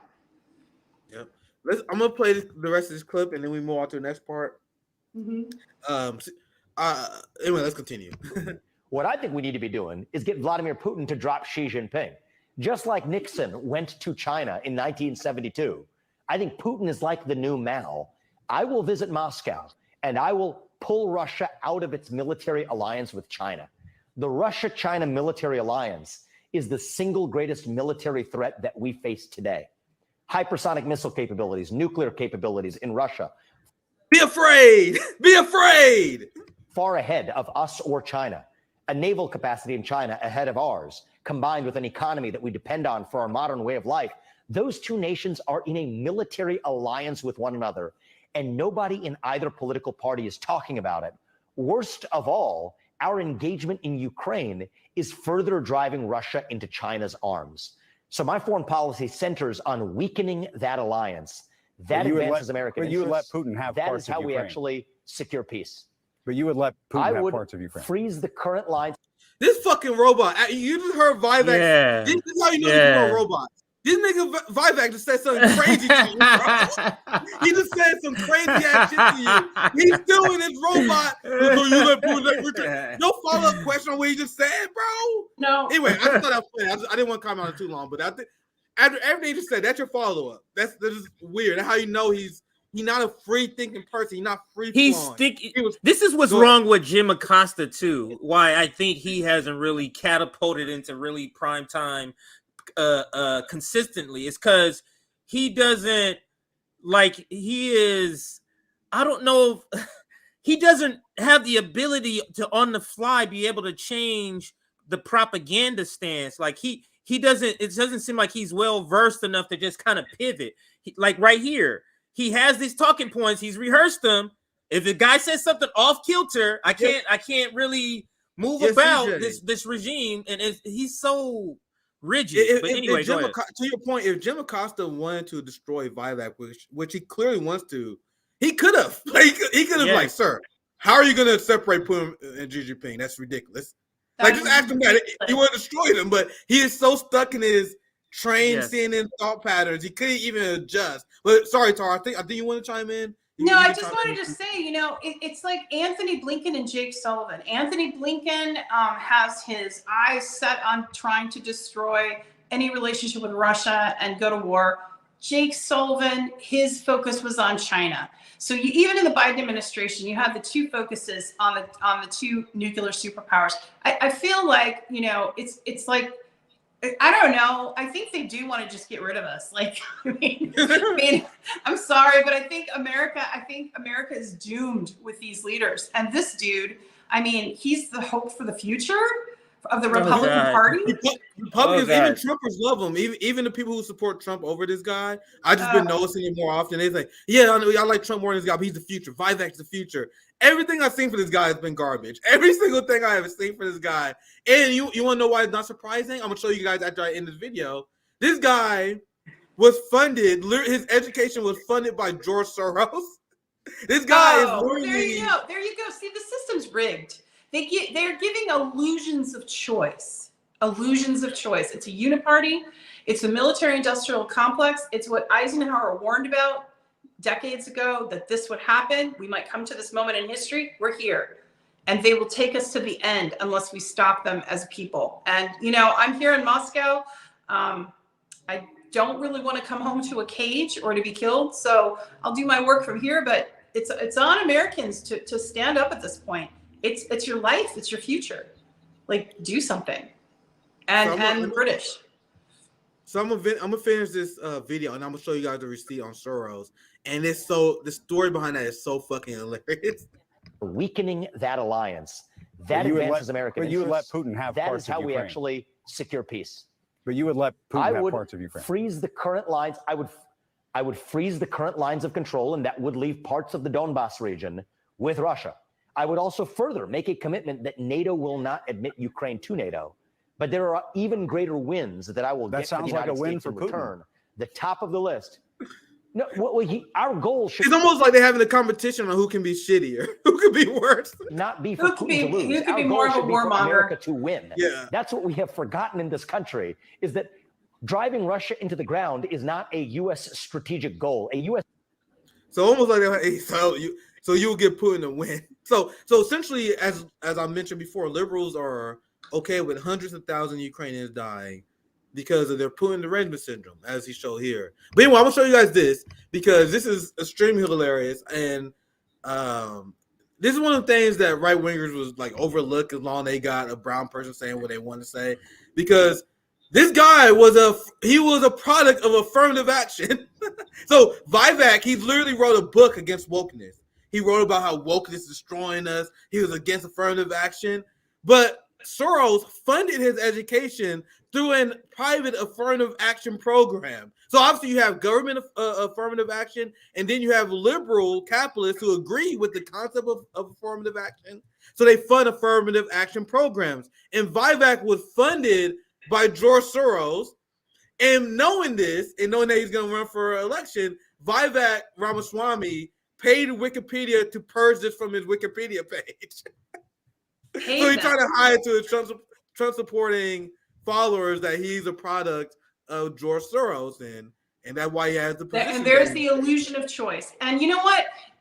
But don't you get that? I had a podcast host, I won't say who, said to me, Tara, you can't criticize Soros. You'll be called an anti-Semite. And I'm like, I thought he was Greek. I mean, like, what does that have to do with the price of beans? He's evil. I mean, in my opinion, George Soros is responsible for a lot of the bloodshed in Ukraine and other imperialist adventures, and Victoria Nuland and Anthony Blinken, people like that.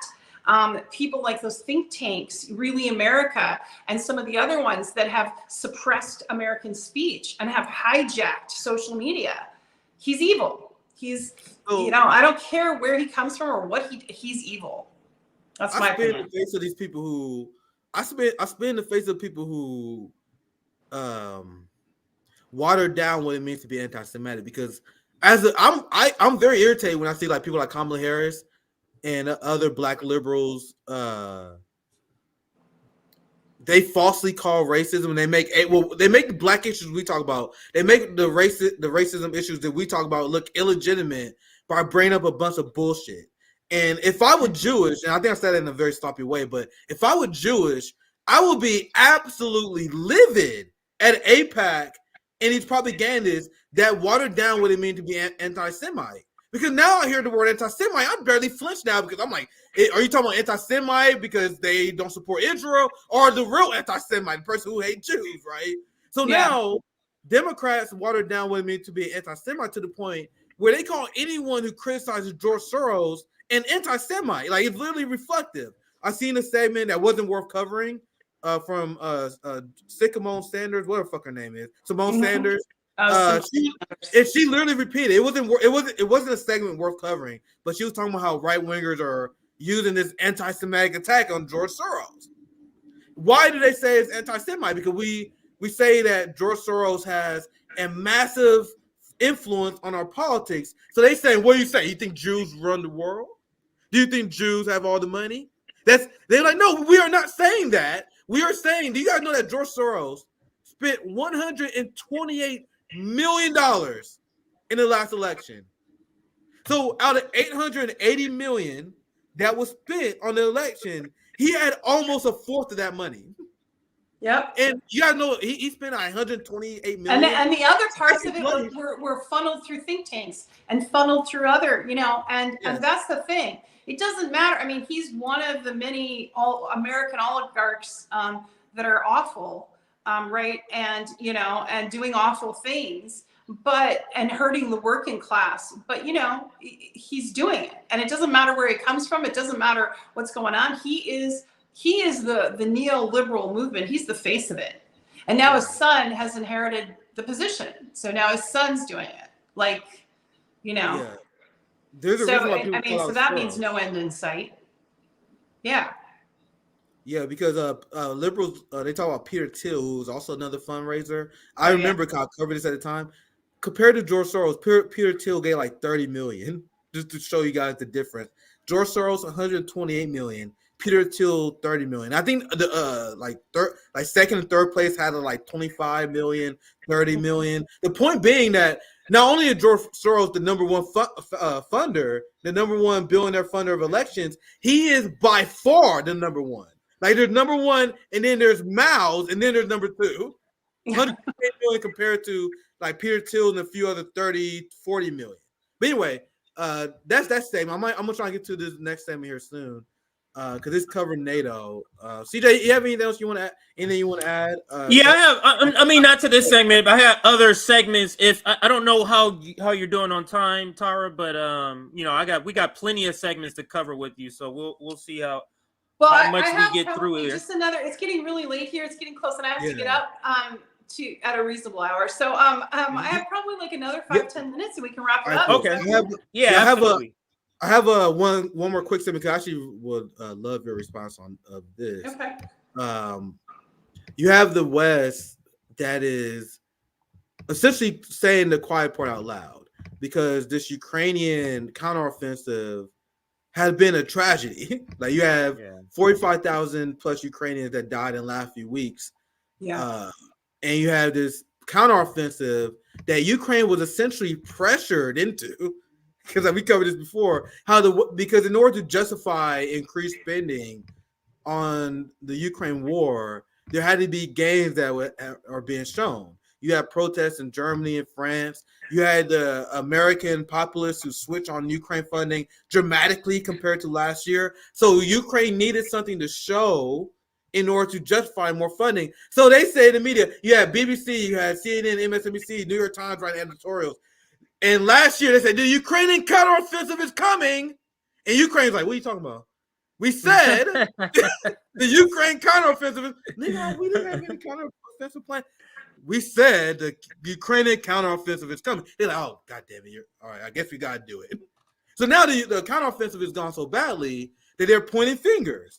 We show you the cartoon of Ukraine criticizing the West for not giving them aid they need fast enough. Now they're attacking the Ukrainian foreign minister. Ukraine foreign minister responds to criticism of the counteroffensive. And to show you guys how crazy this psychopath is, what he essentially said, he like, "Hey, West, I know a lot of us is dying. We're not getting a lot of gains. But come on, give us more time. Allow more Ukrainians to die, and we will eventually weaken Russia some more." So that's what he said. He said, "Never underestimate Ukraine. Have confidence. Have patience. Victory is hard work." So this is a Ukrainian public official that is openly selling out his people for more death to appease the West. Now I'm doing this quickly because I want to get Tara out here in time. So this is why I'm building to right here. This came from the New York Times, where they was talking about the casualty numbers. And by the way, a lot of this article, because I got an archive version of this article, is garbage. Like they straight up lied at one point in this article. They said in the beginning of this article, they say that even though Russian casualties are dwarfing Ukraine, I'm like, no, it's not. What the fuck are you talking about? In this article, they try and paint this picture that there's way more Russian casualties than Ukrainian, even though that's a factual lie. That's a straight up lie. But even though they sorry, Tara, what you said? No, I just said that's a straight up lie. You're absolutely right. Yeah. It's not the truth. I didn't click that part, but I may have to find it. I'm gonna show it to you guys. But in the very beginning, they said the Russian casualties are dwarfing Ukrainian, and I'm like, man, that shit is so annoying. You guys are just openly lying. But look at this part. American officials say they fear that Ukraine has become casualty averse. So there's a few terms that we talk about in RBN. Like if you hear someone say purity test, for example, protest vote, you know they're a shit lib, right? You know someone is a warmongering psychopath when you use the term casualty averse. This is the first time I ever read that term, the first time I ever said it. No one should ever use the term casualty averse. So that is, you're absolutely right. That is the most ugly term. And only a neoliberal could coin it that way and make it sound clinical and make it sound logical, right? Yeah. Like casualty adverse. No, they don't want to die, right? In a bloody war and a bloody conflict and keep throwing up their young men and women up into this conflict. Yeah, and now at this point, it's old men and children, basically. And they're literally pulling men off the streets, forcing them conscripted. And there's plenty of videos to show that. It's really, but like I think it was a month ago, you saw a U.S. official state that this, was what they're doing is also testing out American and British weapons and seeing how they work. Literally using human beings and hunting them. Well, and Vladimir Putin put this pretty eloquently. He said, hunting them like animals. Basically, that's what's happening here. He was referring back basically to the genocide that happened in the United States and Native Americans, but it applies here. I mean, it's horrendous. And you have that general saying, this is the best money they ever spent. They're not putting Americans up. They're putting these Ukrainians up. They don't give a shit. They don't give a fuck, excuse my language, about Ukrainians. And they've said the quiet part out loud. They said, we're going to fight to the last one. I mean, you think Ukrainians would be shuddering. They would be, and I'm sure they are, the people. They're under the regime of Zelensky and a few Ukrainian oligarchs that, by the way, are not in Ukraine. They're in Europe.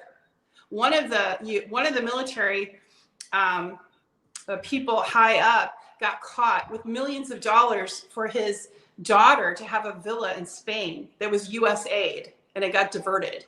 And you know, just how long ago was it? Just 5 years ago, Ukraine was called the most corrupt country in the world by BBC. How has that changed? How has that changed? So I want to look what they say here. They say American officials say they fear that Ukraine has become casualty averse. One reason has been cautious about pressing ahead with the counteroffensive. So they say so what they're saying is so crazy because it's actually a lie. Because the Ukrainian regime is not casualty averse. They've been throwing Ukrainian bodies to the point where they have forcibly constrict people from the street and have them die against the Russian government. Yeah. So it's one of the things where the media is so unhinged, they criticize even more unhinged people for not being unhinged enough. It's like the same way they criticize Anthony Blinken and Joe Biden for not funding Ukraine more, even though they're like, nigga, you see how much money we sent them? That's what they're doing here. Even though Ukrainians don't care about their civilians, they're like, why don't you guys have more of them sacrifice their life for us? And he said almost any big push, and this is what he's explaining a concept that we talk about on the RBN all the time, where we say if you're going to have these big counteroffensive, especially against a dug-in Russian forces with mines, they're going to lead to large casualties. And they're complaining that Ukraine is acknowledging this. So one reason it has been cautious about pressing ahead with a counteroffensive because of casualties. Almost any big push against dug-in Russian defenders protected by minefields would result in huge numbers of losses. Yes, that's something that you would want to prevent, right? Right. And then they explain how Ukraine military deaths already surpassed the number of American troops that died nearly 2 decades U.S. units were in Vietnam. And they also had an equal amount of Afghan security forces that died during the entire 2-decade Afghanistan war. So more Ukrainians died in Afghan security forces in the Afghan war already. But the New York Times in the West is fearful that Ukraine may pause how many casualties did they throw at this war. How sick is that? And one last scene, I'll get you out here, Tara. I'll get you out here before I continue, just for a second time. But one more thing I want to read. You may have seen this, but you had the New York Times admit the quiet part out loud. This is the Washington Post doing essentially the same thing, explaining why we care so much about the Ukrainian war. When you hear politicians talk about this and to the voters, when I heard that corporate media talk to the voters, they would say, well, this war is important because if we don't stop Russia here, they're going to continue to Europe. Like, they think we're stupid because that make no fucking sense. But this is them talking to each other. Because remember, Washington Post is subscription-based, Tara, CJ. Yeah. So when you listen to Washington Post articles, the New York Times article, a lot of time their target audience is not us. It's the establishment talking to each other. And so the establishment can pick up on the talking points and the cues of each other. That's what it's about. It's not about educating us. It's about them educating each other. So this is a rare moment of clarity from the Washington Post so they can explain to their own class what this war is really about. So listen to this. Meanwhile, for the United States and its NATO allies, these 18 months of war have been a strategic windfall at a relatively low cost other than for the Ukrainians. So other than 200,000 dead plus Ukrainians, this has been great. And they explain how we essentially making all these gains with Ukrainians dying instead of us. So the people who claim they care about Ukraine is openly complicit with these people who are bragging about throwing Ukrainian lives away. But let me finish here. The West's most reckless antagonist has been talking about Russia. NATO has grown much stronger with the additions of Sweden and Finland. Germany has weaned itself from dependence on Russian energy. In many ways, rediscovered its sense of values. NATO squabbles made headlines, but overall, this has been a triumphal summer for the alliance.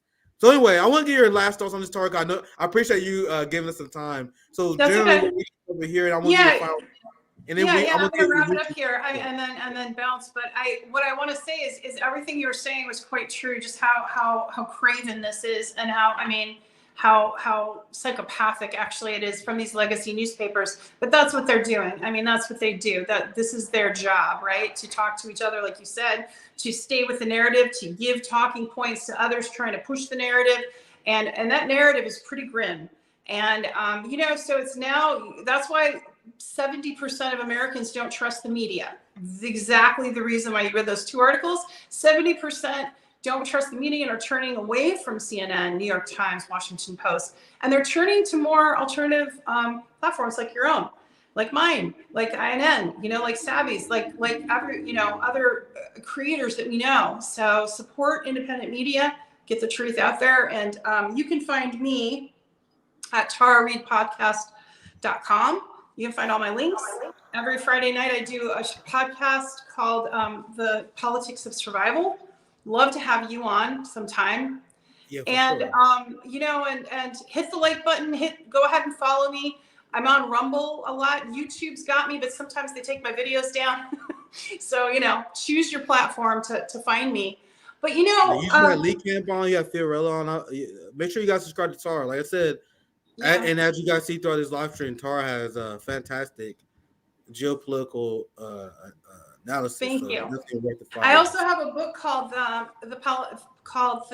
Left Out When the Truth Doesn't Fit In. It just came out in soft cover, so it's a little cheaper. So check it out on Amazon or whatever. I hate to have it on Amazon, but that's where it is.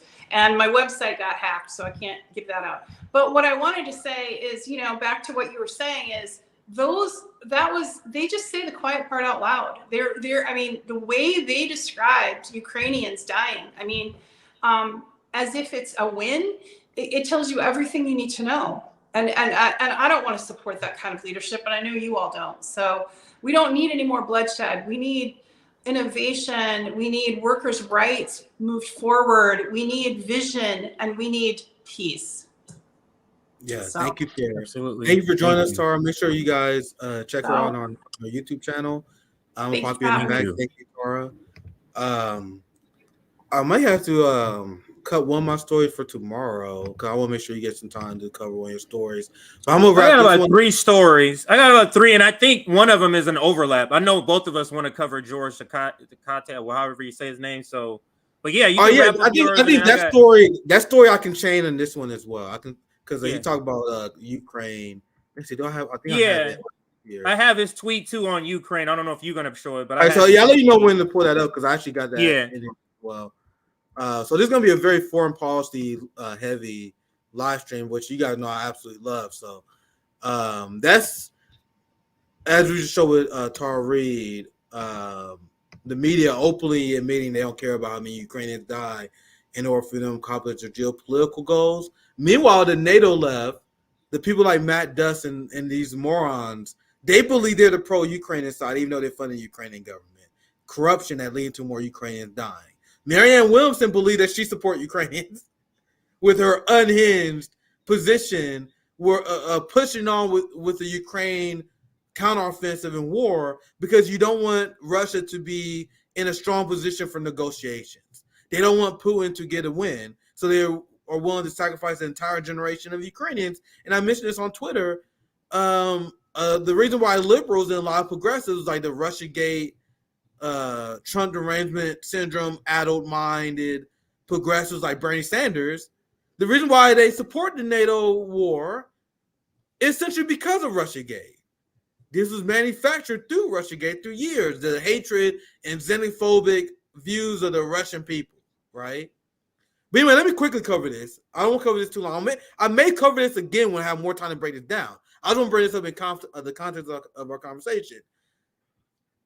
CJ, do you remember when we explained the concept on how it was always the better position to advocate for peace as soon as possible? Lula called for peace early on. The response that Matt Duss and the NATO left had was that you can't negotiate with Putin and Russia as they seize Ukrainian lands. Ukraine must take the land back before you negotiate because you don't want to embolden that kind of imperial aggression. That's their argument, right? But the argument that we made at the time is that this is the best time for you guys to negotiate. In the beginning of the war, Russia they wasn't even asking for Zelensky to step down. They wasn't even asking for an overhaul of the Ukrainian government. They was asking for the independence of the Donbass, Odessa, and the demilitarization of the Azov Battalion and Nazis in Ukraine. Now, after like the first 6 months, there was a quote around last October and November where Putin said, yeah, the Zelensky regime has to go. We wasn't calling for that at first, but after seeing how they complicitly sold their people out, sold Ukrainian values up to NATO, they gotta go. So the longer that Ukraine waged war against Russia and the more land that they continue to lose, the worse the negotiation part they will be at. So you had General Miley that before the counteroffensive, and that's some of this stuff, I may cover this in a longer segment just for the sake of time later, but Miley was heavily criticized by Morning Joe. And I don't know if you remember, this was a long time ago. Like, I didn't see it. I don't think I saw that. Go ahead. He said that we need to negotiate before Ukraine is in a worse position that they are in now. And he was called a Putin appeaser. People was calling that an unacceptable position.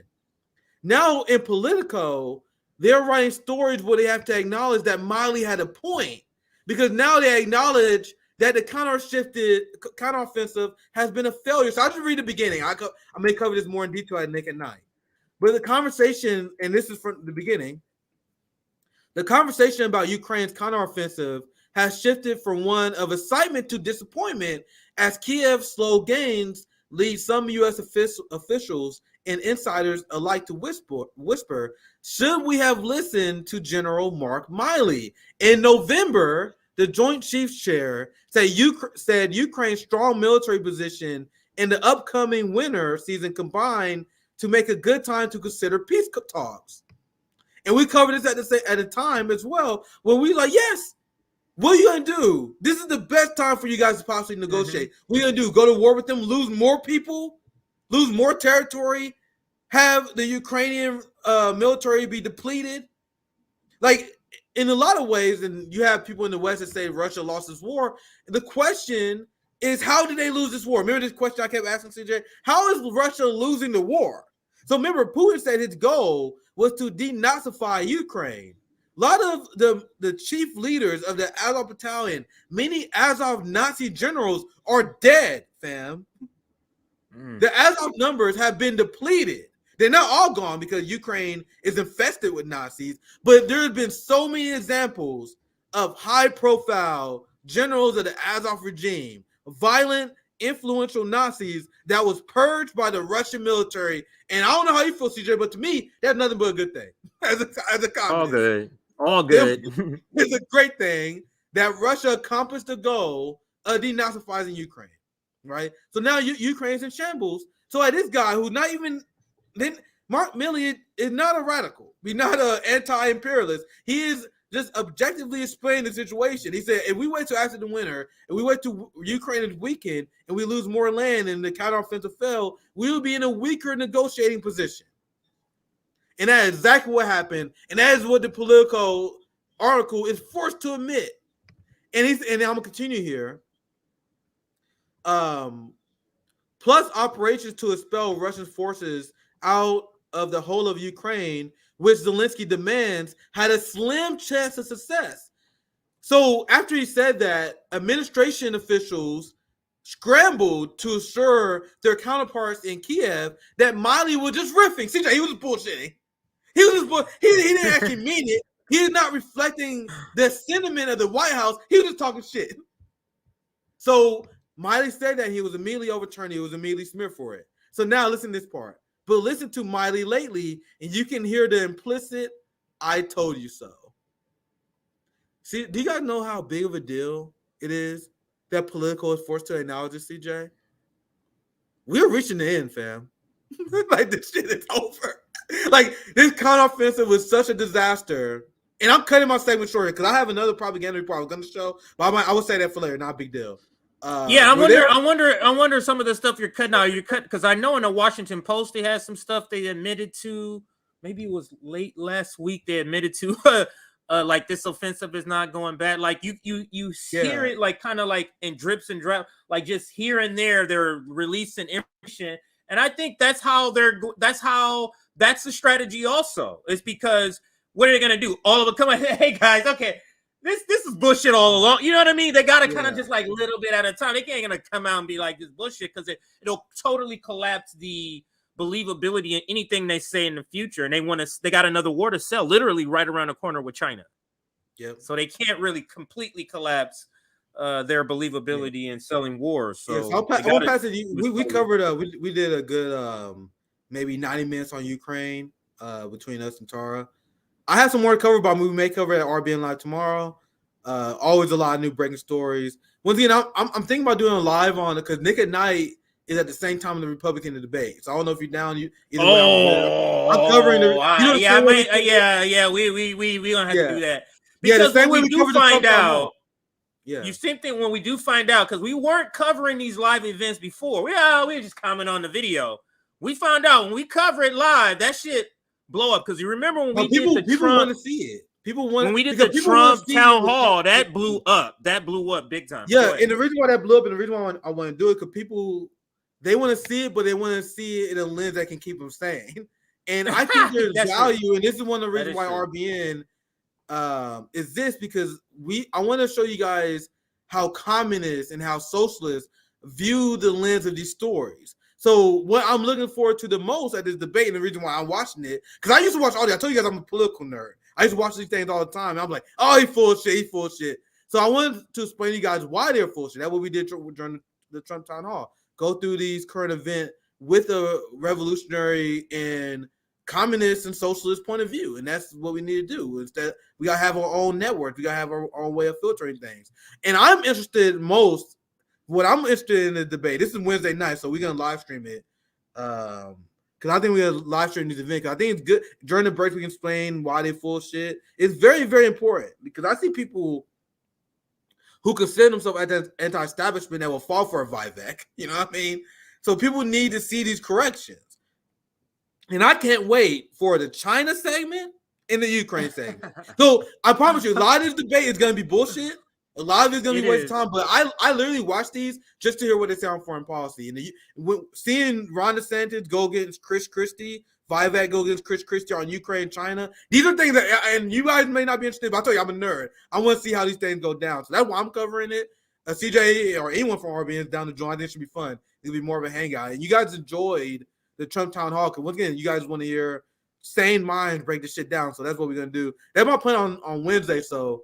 And then we probably cover some more on Tuesday. But I'll pass to you, CJ. I want you to get some of your stories in. Yeah, I'll get some stories in here. I do want to shout out our Facebook page. I don't know if you noticed the comments. We've been getting the extra comments from Facebook. So I just went to our Facebook page, Nick. That shit is popping more than I thought. I didn't even know our Facebook was popping like that.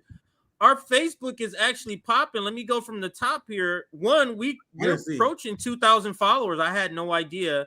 We're approaching 2,000 followers. We're at 1.7. Nice. It's about to be 1.8. But look at, and then another thing, today's video happened to be one of our most engaged videos too. Because if you look here, we have 58 comments already. We have 14 reshares, which is high, considering some of our other videos aren't as high. So yeah, just shouting out our Facebook page. We want to start shouting you guys out, guys and gals, or people, I should say. We little see your more comments that too. I'm seeing. I see you here. So go ahead. We see your Facebook comments too. Cause I see you got YouTube. Obviously, you guys can't see them, but we see the comments on all the platforms. So if you're on Facebook, we see you. I see you for your comments. Like, for example, this one here. Like, I see a few of these on these streams recently. So welcome to our fans that watch on our friends and family that watch on Rumble, YouTube, Facebook, any platform is welcome. But go ahead, CJ. I'll pass to you for your story. Let's get to the. I'll be here. I'll be right back. I'll be right back. Yeah, for sure. All right, so let me go ahead and preface this next story, and we're going to be covering. Let me take this comment down first. We're going to be covering the Trump debate. It's not going to be a long set. Actually, all my segments are maybe 15 minutes long. I want to do maybe about 3 of them to cover everything that's on the thumbnail. So let's get into the first one. All right, so that comment is gone. Let's get into the first one. And the first one is the Trump. Trump is going to be missing the first debate. And let me get to the first video. So let's first kind of set the groundwork for like what actually is going on. What is the news about Donald Trump and the GOP debate? And let's go with this first clip from CNN. Right. Well, good morning, Poppy. And yes, you're right. All indications that I'm getting from Donald Trump's team is that he is not going to participate in that debate next week. Of course, with the hedge, which I included in the story, is that this is Donald Trump we're talking about. I've covered him for years, and his team tells me that there's always a small chance that he may decide in the 11th hour that he ultimately wants to go. Of course, there's logistical questions to whether he would even be able to do that, but most likely he will not be on that debate stage next week. And instead, Donald Trump himself has been personally throwing out ideas for counter programming. There have been discussions between Donald Trump's team and Tucker Carlson about an interview around the same time on Wednesday. Of course, this all comes as Donald Trump is feuding openly with Fox News and Rupert Murdoch. And now that is something I'm sure we might have covered a story or it was part of a story, but I don't remember Donald Trump feuding with Rupert Murdoch. But this could be. I mean, it's one of many reasons why he's not going to be attending, or he said he's not going to be attending the first debate. He's looking at it as he's putting out there that it's a strategic reason, but it could be also this petty reason. And let's be all honest, Donald Trump is not beneath being petty, like he is petty. I think that's part of his appeal. Some people do like how he's petty in some things, calling him, Sleepy Joe and something Nancy, giving everybody these nicknames. So, but let's continue with the clip. Is about 30 seconds left, just to give us the grounding of what the story's about. Tucker Carlson clearly has left Fox News. And so some motivations there, I think, behind the scenes. I'm also told that Donald Trump's team wants some of his surrogates to represent him at the debate, especially if he is not there. People like Byron Donalds, a congressman from Florida, as well as Matt Gaetz, another congressman from Florida, and Carrie Lake, the gubernatorial candidate in Arizona. All of these people potentially there to represent him in his absence. And one more thing, Poppy, that I find really interesting that I've been picking up in my conversations is that Donald Trump has been telling people, this week even, that there was a dinner last month where Fox News executives, the president, Jay Wallace, as well as their chief executive, Suzanne Scott, they traveled to Bedminster and encouraged Donald Trump to participate in the debate. And Trump personally is telling people he thinks that shows that Fox is worried about ratings without him. And so he's feeling like he's in a strong position not to attend. Could you imagine? You have Fox News, and I got another clip to put up. I'll bring this down. Fox News is desperate for ratings. This just tells the clown show of our politics. They're not saying, hey, man, the people want to hear your ideas. Get your ass out there to the debates. They're saying our ratings. That's what they're worried about. And it's funny, CNN talks about, that was a CNN clip. I'm sorry, MSNBC talks about the same thing, and everything always leads to ratings. Oh, they're going to lose. Yeah, remember CJ. Remember CJ, there was a lot of people in liberal media that was competitors to CNN that was pretending that they had a moral objection towards the CNN town hall with Donald Trump. Do you remember that? When everyone was saying CNN has been irresponsible. No, these motherfuckers was mad because CNN crushed it that night in ratings. One of the few nights they crushed it in ratings. So that was what it really is. They was afraid that they didn't pull the trigger and they can't pull the trigger because they know that MSNBC know that they will get canceled by their own liberal audience that they cultivated and they put Trump town hall. So since they didn't pull the trigger like CNN did, they attacked them because like these motherfuckers about to benefit from the ratings boost. That's what it's all about. It's about ratings. It's about I ratings, said earlier yeah. that my substantive critique of Trump's decision, and I think we can hold multiple beliefs at once here, because I think the liberals melting down and trying to call Trump a coward for not debating is hypocrisy, considering that Joe Biden and Democrats are blocking debates. But at the same time, I believe that Joe Biden should debate the same way I think that Donald Trump should debate. Why? It's the same reason why I believe that Peter Hotez should debate RFK Jr. I think that Trump, and we've playing on this show why we believe the Trump prosecution is full of shit. It's a political weaponization. But if you're running in a democracy and you're trying to be the leader, you need to defend your position against opposition. Yes. I need to see Donald Trump go address Chris Christie's attack on him. I need Donald Trump to address Chris Christie's criticism of his Ukraine position. That's what I want to see. And we cannot enable this culture where politicians are afraid to debate, no matter what the situation is, no matter what side you land on. The same way I criticize Nancy Pelosi for refusing to debate Shahid Buttar. The same way we should criticize Trump for this. You need to defend your damn positions if you want to be leader of this country. And you making this excuse that it's not politically advantageous of me to debate is completely irrelevant. What does that do with me and you, CJ? Yeah, it has nothing to do with the people that has to vote and has to. Yeah, it has nothing to do. But I think it speaks to Nick, or I don't think it speaks to the ridiculousness and the stupid sort of or the low level intellect of our politics. I mean, and then we're talking about debates, and let's be serious. What we have here aren't really debates, man. Absolutely. You don't have you have 60 seconds to answer a question and 30-second follow-up. That's not a conversation. What we do, Nick, is a conversation, and we're only two people. You add a moderator, these conversations aren't. What I do find is that the vice presidential debates are usually a little more. I'm going to say everything more. A little more substance. Yeah, a little more substantive than these other debates. But it's literally just like one-line ringers. It's like it's nothing substantive. Nobody and everybody's. They're not going to talk about the issues because the moderator, everybody participating in the debate, Nick, from the people on stage, usually if it's red or blue team, to the moderator, to the commercial, to the company that runs the mic, everybody has a vested interest in the blue or red team staying in power. So all the questions are going to be in that sort of realm. None of the questions, they're not going to be getting to none of the root causes of anything, of poverty, just fluff for us to come out and vote. Now, this is a less than 1 minute video, but of course we have to throw in state media. Jen Psaki's clip here and her comments. Her show gotta be doing terrible in the ratings. I can't imagine her show is doing well, because even she is, like maybe by the shit libs, but she's just not good on camera. I will say this. I would guess that her show does better than most MSNBC shows, but that's not good though. That's not saying much. If you didn't disprove your point, I would my guess. I don't know the numbers, but my guess is that her show does better than most, but still not good. You know what I mean? Yeah. But anyway, go ahead. Yeah. That's my guess. Yeah. Let's listen.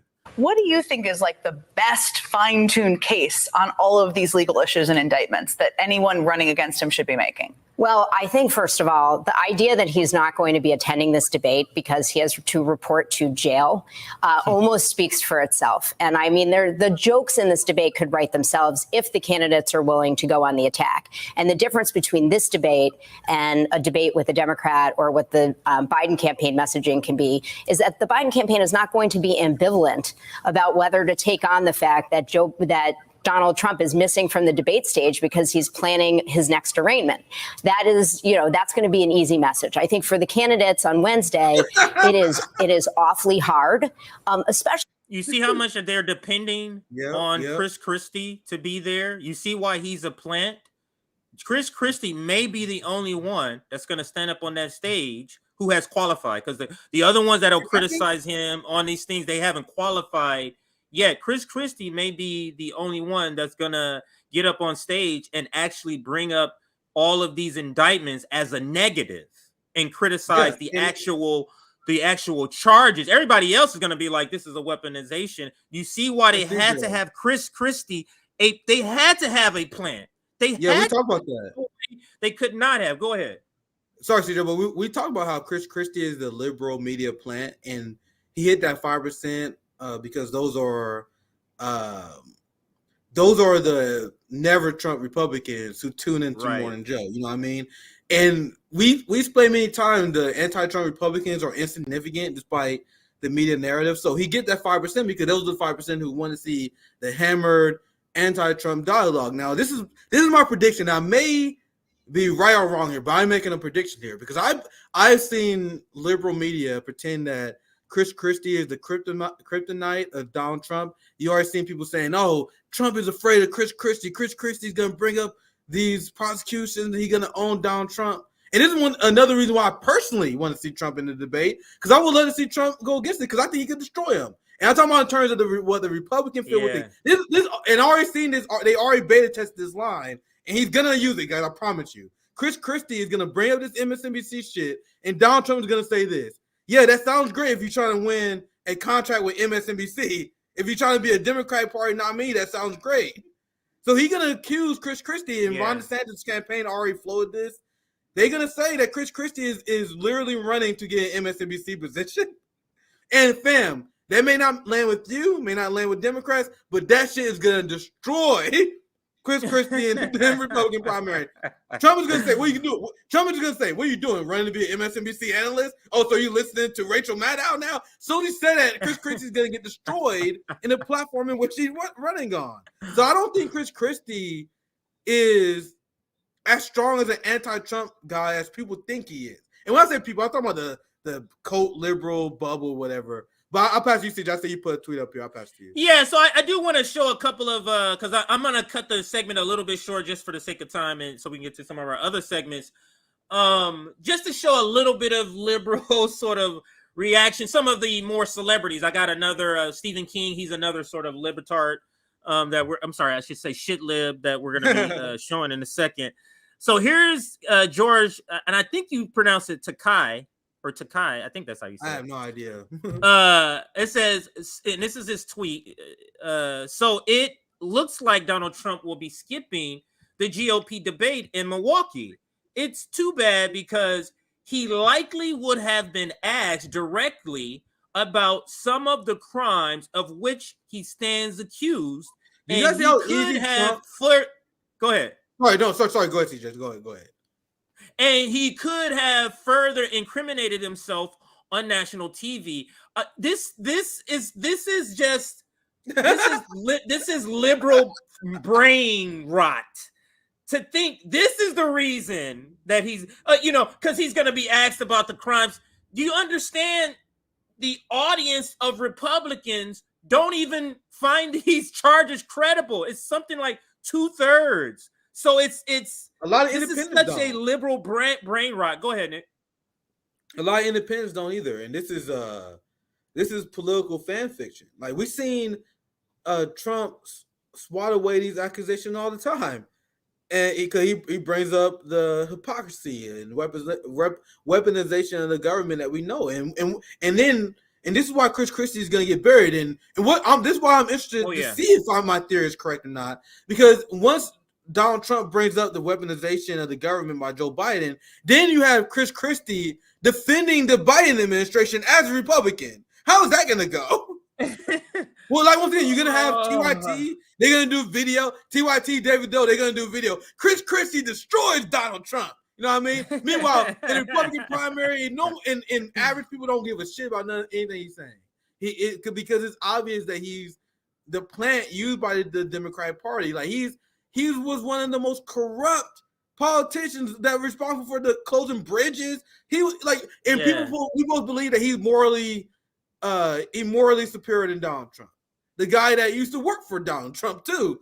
And now we all see that he's choosing a new political lane in order to find a grip as a new MSNBC analyst, as someone who's hired by some sort of Democratic think tank or some sort of he get a corporate gig because he followed the direction of the establishment. Like these are the political calculations that Chris Christie is making that the average people are gonna pick up on easily. But anyway, go ahead, CJ. Yeah, I'll finish a tweet, or perhaps that's the very reason he isn't showing up. His lawyers probably are very worried about what he might say. What do you think? Now, do you think George really believes that, or do you think he understands he of his celebrityness and it's his job to push propaganda as being part of Hollywood? Like, do you think is that like is more strategic, or do you think he's drinking the Kool-Aid of the Democratic Party? Look, when I see his tweets, I think he's drunk. He's like one of them day drinkers. Like he one of them day drinking rich liberals. Like, because if you see his tweets, we're gonna break down the NATO tweet later eventually. Yeah. When you see his tweets, this motherfucker is clearly drunk, just tweeting like he like live tweeting Rachel Maddow shit. He's like, yeah, goddamn it, like I can tell, like his tweets are so in. So I don't know what the fuck he's thinking. Glenn Greenwald points out people like George Takei and John Cusack, who had beef with RBN recently. Yeah, these washed up Hollywood liberals, the only way they get attention and the acclaim they used to get is by just becoming ranked Democratic operatives, and that is the road that George Takei has taken. He is now apologizing for. I don't want to spoil the segment, but he apologized for the same military-industrial complex that locked his people up in internment camps, like. Embarrassing shit here, but anyway, I don't want to spoil it. Let's move on. Shit. So that's the version. That's is he Chinese? Is he Chinese? Like is I think he's Chinese. Japanese. Japanese. I'm sorry. If I remember right, he got into political activism. He was considered progressive back in the day, speaking out against war. And his whole thing was my family was put in Japanese internment camps. It's part of his history. So now progressives, and now he went from being. And when I say progressive, guys, I use that really relatively. You know, I'm saying that because that's the narrative around. I'm not saying that because I agree with it, but the narrative around him was he was a progressive, anti-war freedom fighter, liberal, because he had family that were part of Japanese internment camps. He went from that, and now he's a military shill, a military-industrial complex shill. It's embarrassing shit. Like the same way that I look at Negroes in our community that support NATO. I was just about to do that. I was just about to say, so this is Japanese people's version of what we call the house Negro. Yeah, we have plenty of them who start out good. I mean, what's the John something that just died? The black guy, he was good for civil rights back with MLK, and then when he got to Congress, he was sell out. He was getting one of the biggest takers of I think it was medical industry money. He was a big taker. I think his name was John something. I forget his name. But anyway, so George Takei is similar to that. But here's another celebrity, and this is why I asked you the question, Nick, because a lot of celebrities pushing this shit hard, and that's why I said, do they believe this? Because it's weird that it's all. We talking about John Lewis? Yeah, John Lewis is his name. Yeah, he was another. Yeah, he was another person who started out. Yeah, I know you're talking about. Yep. You trying to do good, and then you later in life they fall off. They get tired. I mean, we see this so often. But let me read Stephen Key's tweet. Trump too chicken shit to debate. Guess he's not an alpha male after all. Like, what does that do? Like, what does that do? CJ, you see how they are more than happy to lower themselves to MAGA level, right? Because they would deem Trump supporters as irredeemable, childish people. But you see how they are more than happy to engage in Trump-like tactics, right? And this is and you even noticed it with the nicknames, right? You notice how they try to call like Janky Loser Don, Loser Donald, and all these liberals and Mehdi Hassan will do the same thing. You make all these nicknames up, mocking these people as well. They are high-key mad that Donald Trump did it first, to be honest, guys. They are mad that Donald Trump was the guy who came out without care about civility politics, going after his enemies and burning them. And they are honestly jealous of Donald Trump. And they actually, Jimmy says it in a really good way. They see Donald Trump in their shadow. They are exactly like Donald Trump. I think that's a great way to put it. And they're just mad that Donald Trump came out and he was more successful at doing what they always wanted to do. They always felt constrained by civility politics. Remember, these people are part of the managerial class as well. They're also millionaires. They're also billionaires. So they see Donald Trump not following the same rules that they do. They got opposed civility politics. They see this rogue motherfucker saying whatever they want, and they see him not face consequences in their eyes. And there's a part of the ruling class that's jealous of that. It's a anyway. I'll spare you guys, but I agree. But go ahead, CJ. No, I do agree, and I think that's part of his appeal. Because I mean, he has a lot of rich backers, the pillow guy. So, once again, I must say in the Stephen King tweet response, this is not going to land. You don't have to go back to it, but it's not going to land to infer that Trump is a coward because he's not debating, which I agree with. But you cannot be a Biden supporter who says that because Biden refuses to debate RFK Jr. and Marianne Williamson. So you can't say that. But anyway, they don't care about how open. Because then let's take through all of the logic because we need to be able to pre-answer. So, but so and so's polling at Ron DeSantis is polling at 17%, and RFK is polling at 20%. Exactly. What's your point? Exactly. What's your point? Oh, but Chris Christie's pointing at 3%. How is he on a debate stage? You want him to debate Donald Trump? Then why can't you have Marianne Williamson, who initially was pointing at 3%, to do that? So what are you talking about? So that's what I'm saying. You can't talk yourself out of that. If there's a reason why Trump should debate, because he has people on a debate stage that's polling at 1% and 3%, and somebody polling at 19%, the same thing Joe Biden has. So it's literally something they can't talk themselves out of. This is the last tweet to close this segment because it shows what he actually tweeted on his actual page. And this is tweeted out by, I don't know who this guy is, but I can shout him out. Mike Singleton. I think he might be a journalist somewhere. Yeah, senior executive, NBC. He says, Trump confirms he will not be doing the debate and adds, quote, the public knows who I am, end quote. Yes, we do. And that's why you'll never be president again. See you at the Fulton County Jail later. You see this liberal?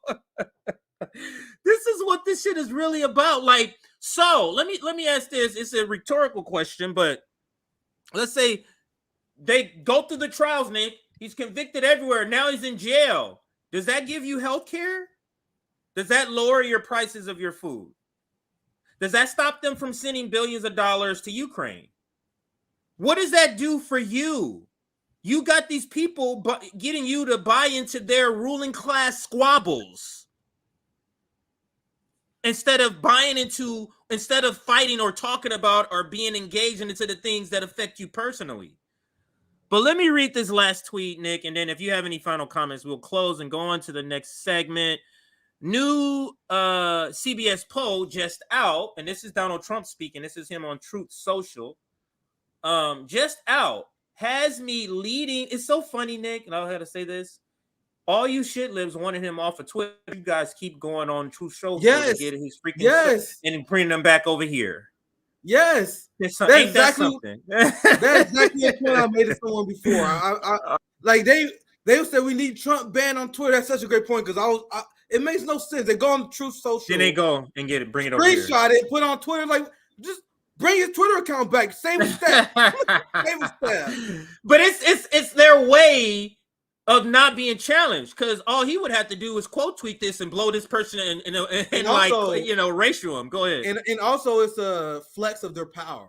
You know what I mean? Yes. So yes, it's not about silencing Trump message because they quote tweet, they screenshot his message and talk about it on Twitter. They talk about all his Truth Social messages on Twitter and X right now as it is. So it's not about suppressing the message. It's about the power. Like, nigga, I banned you. We can ban you, sir. We can ban people who believe like you. It's about saying the message because they're not even accomplishing what they claim they're accomplishing here. But anyway, they did the same thing with Alex Jones. Like, Alex Jones is like the perfect example of how deep platforming don't work. So they banned Alex Jones from YouTube, Facebook, and people thought he was ruined. And then I learned, you guys remember the Sandy Hook lawsuit or whatever? I learned that Alex Jones was making like $800,000 per week, fam, on his website. Like, this motherfucker was extremely. He making more money than Rachel Maddow. He making like What? $800,000, and I might be understating it. It's something insane, like $800,000 per week. Nigga, I'm talking about $2.5 million per month. Some shit like that. It was crazy the amount of money he brought in after he was deplatformed from YouTube. Because then after he was deplatformed, he made more money because he made his website. He got ad revenue. He started selling shit on his website. He became more wealthy and more powerful after deplatforming.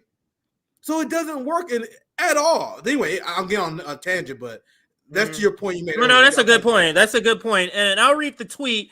New CBS poll. Alex Jones, sorry, CJ. I just want to correct. Sorry, CJ, but Alex Jones makes over $100 million a year. What? So I think I understated it. It might have been something like $800,000.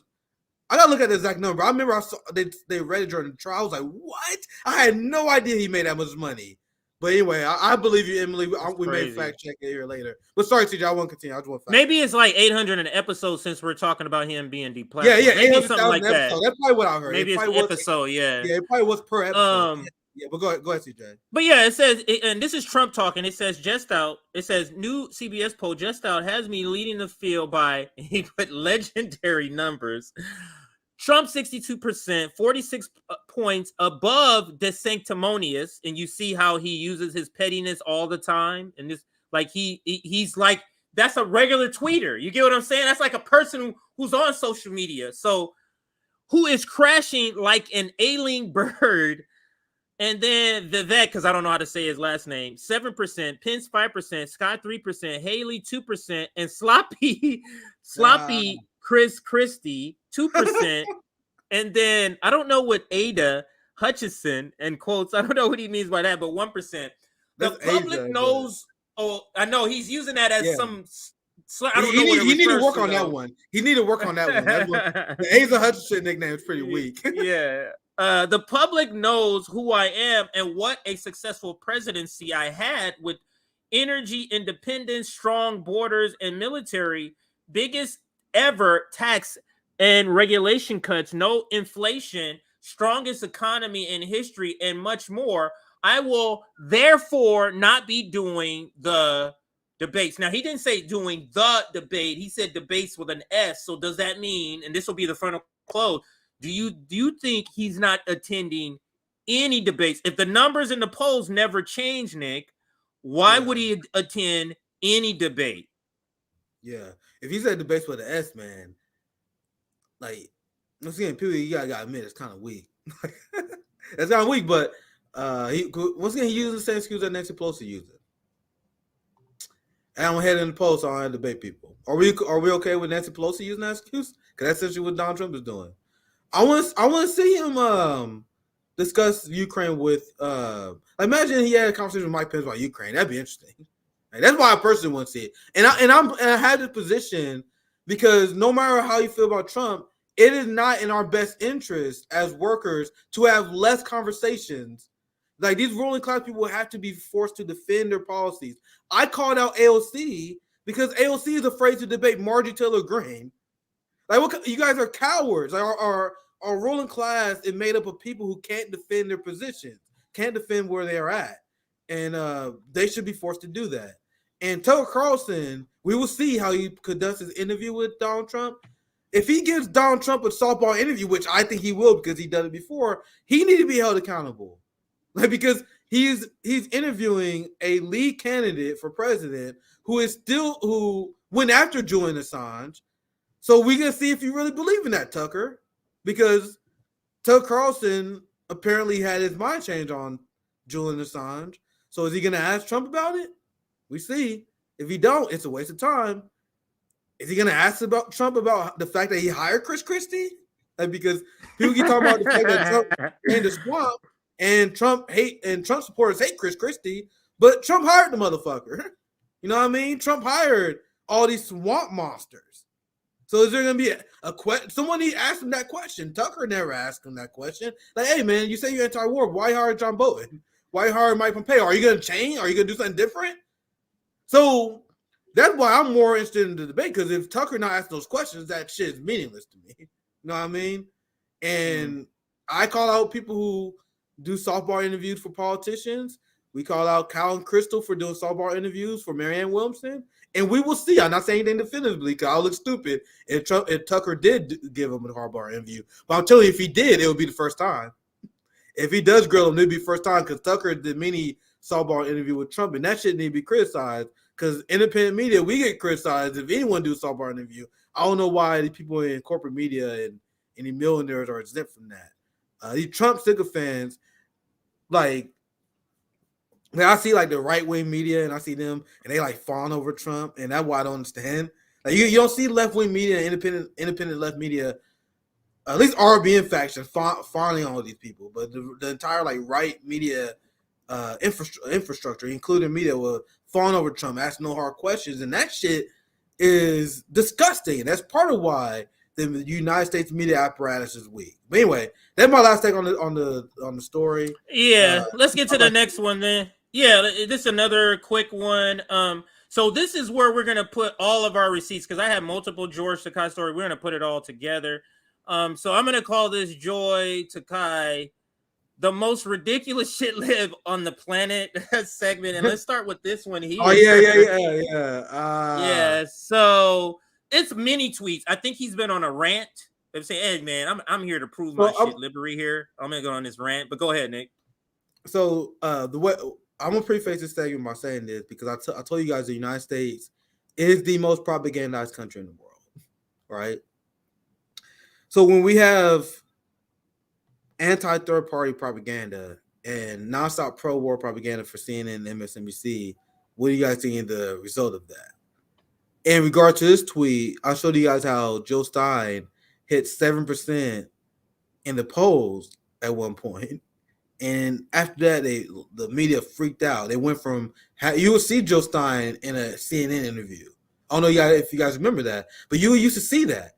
Then they immediately stopped that. It was told by the bosses, don't put her on ever again because she was great. You guys see her on our show. Great at destroying neoliberalism and the two evil myths. Then they attacked third parties. And now look at the result. I'll pass you so you can read the tweet so we can read it. But this is the anti-third party, anti-democratic views that is prevalent among the liberal class. We have two parties where the people support the parties, and we're talking about 45% of the population here, are mindless drones. Absolutely mindless drones. So let's get to we can read tweet. Yeah, let me read this tweet. So this one, so I got maybe 2 or 3. I know I got 2. It might be a third tweet we get to of his. This will be really quick, sort of segment. But George says this. This is the tweet that we're going to discuss first, and then there's a Ukraine. So we're going to start with Cornel West, then get to the Ukraine. I remember the 2000 election. There were enough votes for Ralph Nader to hand the election to George W. Bush. I remember the 2016 election. There were enough votes for Gerald Stein to hand the election to Donald Trump. In 2024, the Green Party is running Cornel West. Cornel spelled wrong there. Let's not repeat this history, friends. Your vote is not a marriage. You're not choosing a life partner. I don't know if you've seen the marriage divorce rates, sir, but they're not choosing life partners in marriages either, sir. Your vote is not a marriage. You're not choosing a life partner. It's a chess move for what's best for the country and the world. And I want to start talking about, I made it a point to myself to start talking about this more, because the way the conversation is talked about, and George is proof with George, is as if it's facts already in evidence. It's already a given. They're all on the same team to keep Trump out of White House. What? When did we all sign up for this? That's not my goal.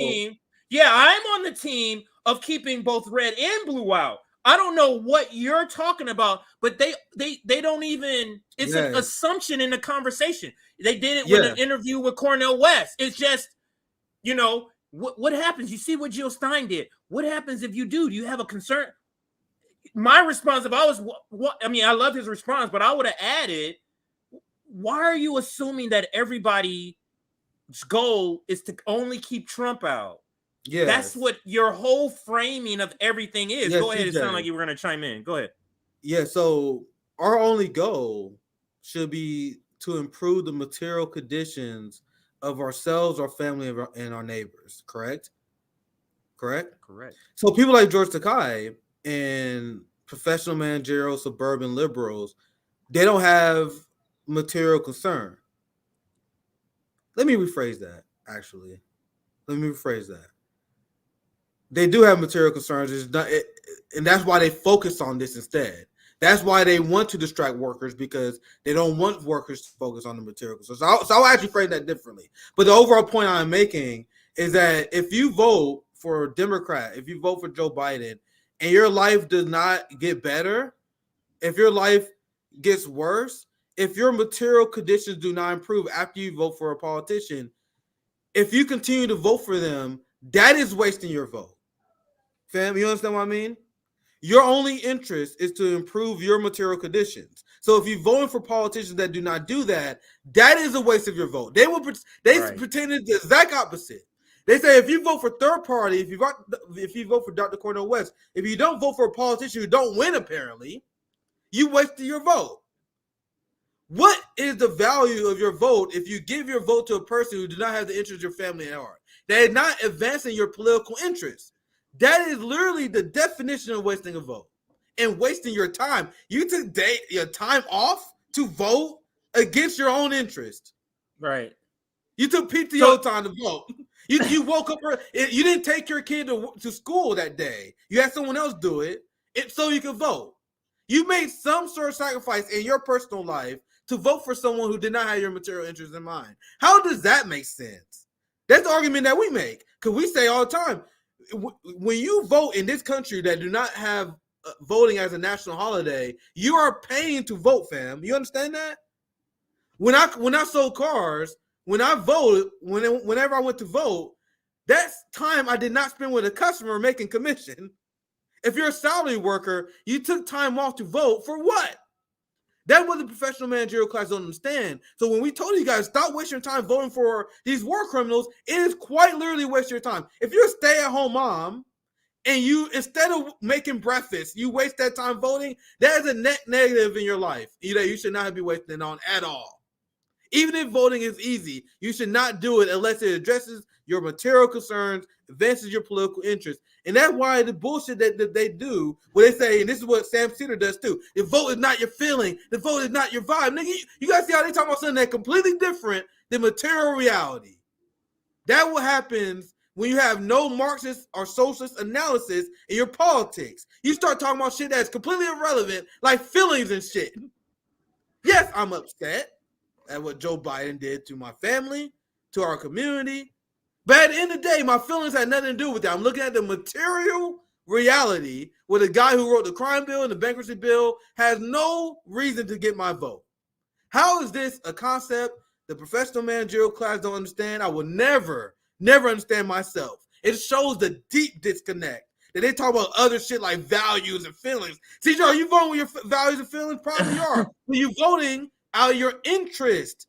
We vote out of our interest at the end of the day, either whether you can describe it or not. You're voting for your interest. But anyway, you can continue to that. But if you don't have, this is what makes these liberals such unreliable allies. Because if you don't need health care, then whether or not the party you are willing to team up with is advocating for it doesn't matter, because you have it independent of your party advocating for it. So let's apply their logic. So if I went out and voted for Joe Biden, how does that help me when he's funding the police that kill black people? Exactly. How does that help me? How does that help my family that's in the military when he sends them over to places to go kill other? How does that help them?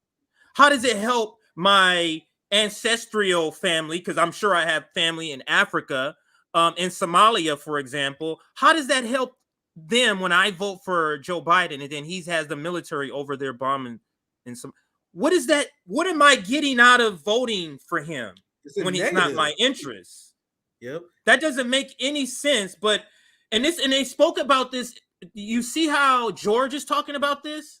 You noticed they talked about this in the earlier clip on Morning Joe. Yep. The intro clip on Morning Joe, the lady said we're living in an era of purity, because she was trying to explain the graph that showed people saying, what's more important, you voting with a person with your values, or you voting for a person that wins? It was 91% voting your values, and they don't understand that. Yep. They don't get that. Well, that's saying that people are voting their values because they need their values or the things they need executed. What am I voting for a person that's winning that doesn't do the things that I need to have happen? Yep. What does that do for me? To that point. But anyway, it's infuriating. It took me, it tracked me off of the point. And the thing is, CJ, the fact that, and I'm sure there are a ton of people who listen to this who inherently know what we're talking about. But what does it say that we have to explain this to the professional managerial class? Right. You guys see how we got like, even us explaining this is weird. Like, we got to explain to you people that we vote for our material conditions. I have to explain to people. That's why the votes debate was so weird. I had to explain to you why I'm not voting for Jim Crow Joe. Like, what? How do I even explain that? Like, it's so weird to do. You know what I mean? It's so weird that we even had to put this in the words. That you guys are so out of touch that we had to explain to you guys why we can't vote for people who harm our lives. Like, is that really a concept that I had to explain to you? Right. Anyway, I'll read the super chat just because it's very relevant. Janice, thanks for 499. She said, votes have value. They should never be assumed, expected, or extorted through fear. The only vote anyone has the right to criticize is their own. That's actually a very powerful way to put it. That is great. That's why voting shaming don't even inherently make sense to me, because like whenever a liberal comes to me like, oh, you cost Hillary the election because you voted Green Party, I'm like, I start laughing like, that's a great thing. That's exactly the plan. How am I as a third party voter supposed to feel bad about that? Like that don't make sense to me. I don't understand. But anyway, see, drop past you. We just rambling now. Yeah. Let me just read some other comments here. Ryan Knight chimed in on this tweet. We aren't voting for Joe Biden. So if you're really worried about Trump, then you better vote for Cornell. Yeah. Wes, I'm loving the Cornell people coming back like that. And here's one from Brianna, who actually shouts out Cornell too, even though, we know that, Marianne's her friend, but she does shout out Cornell in this instance, and she's right. If your goal is breaking the corporate duopoly, that's our goal, and that should be anyone's goal, because the duopoly is hurting every single person except for people in the 1%. Then voting for Dr. Cornel West is the most strategic choice, aka the chess move. George Takei, you know what? You know what's a better chess move than what you're saying, George? It's getting the Green Party to 15%. Yep. That's a better chess move for the worker. And Nick, we're about chess moves for the worker, because they love using this chess analogy.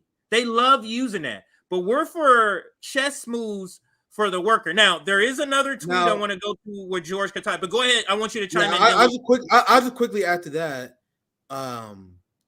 There's a new wave going on because the Bernie industrial complex, the Justice Democrats and progressive Democrats really don't realize how much they fucked up. They really don't realize how much they fucked up.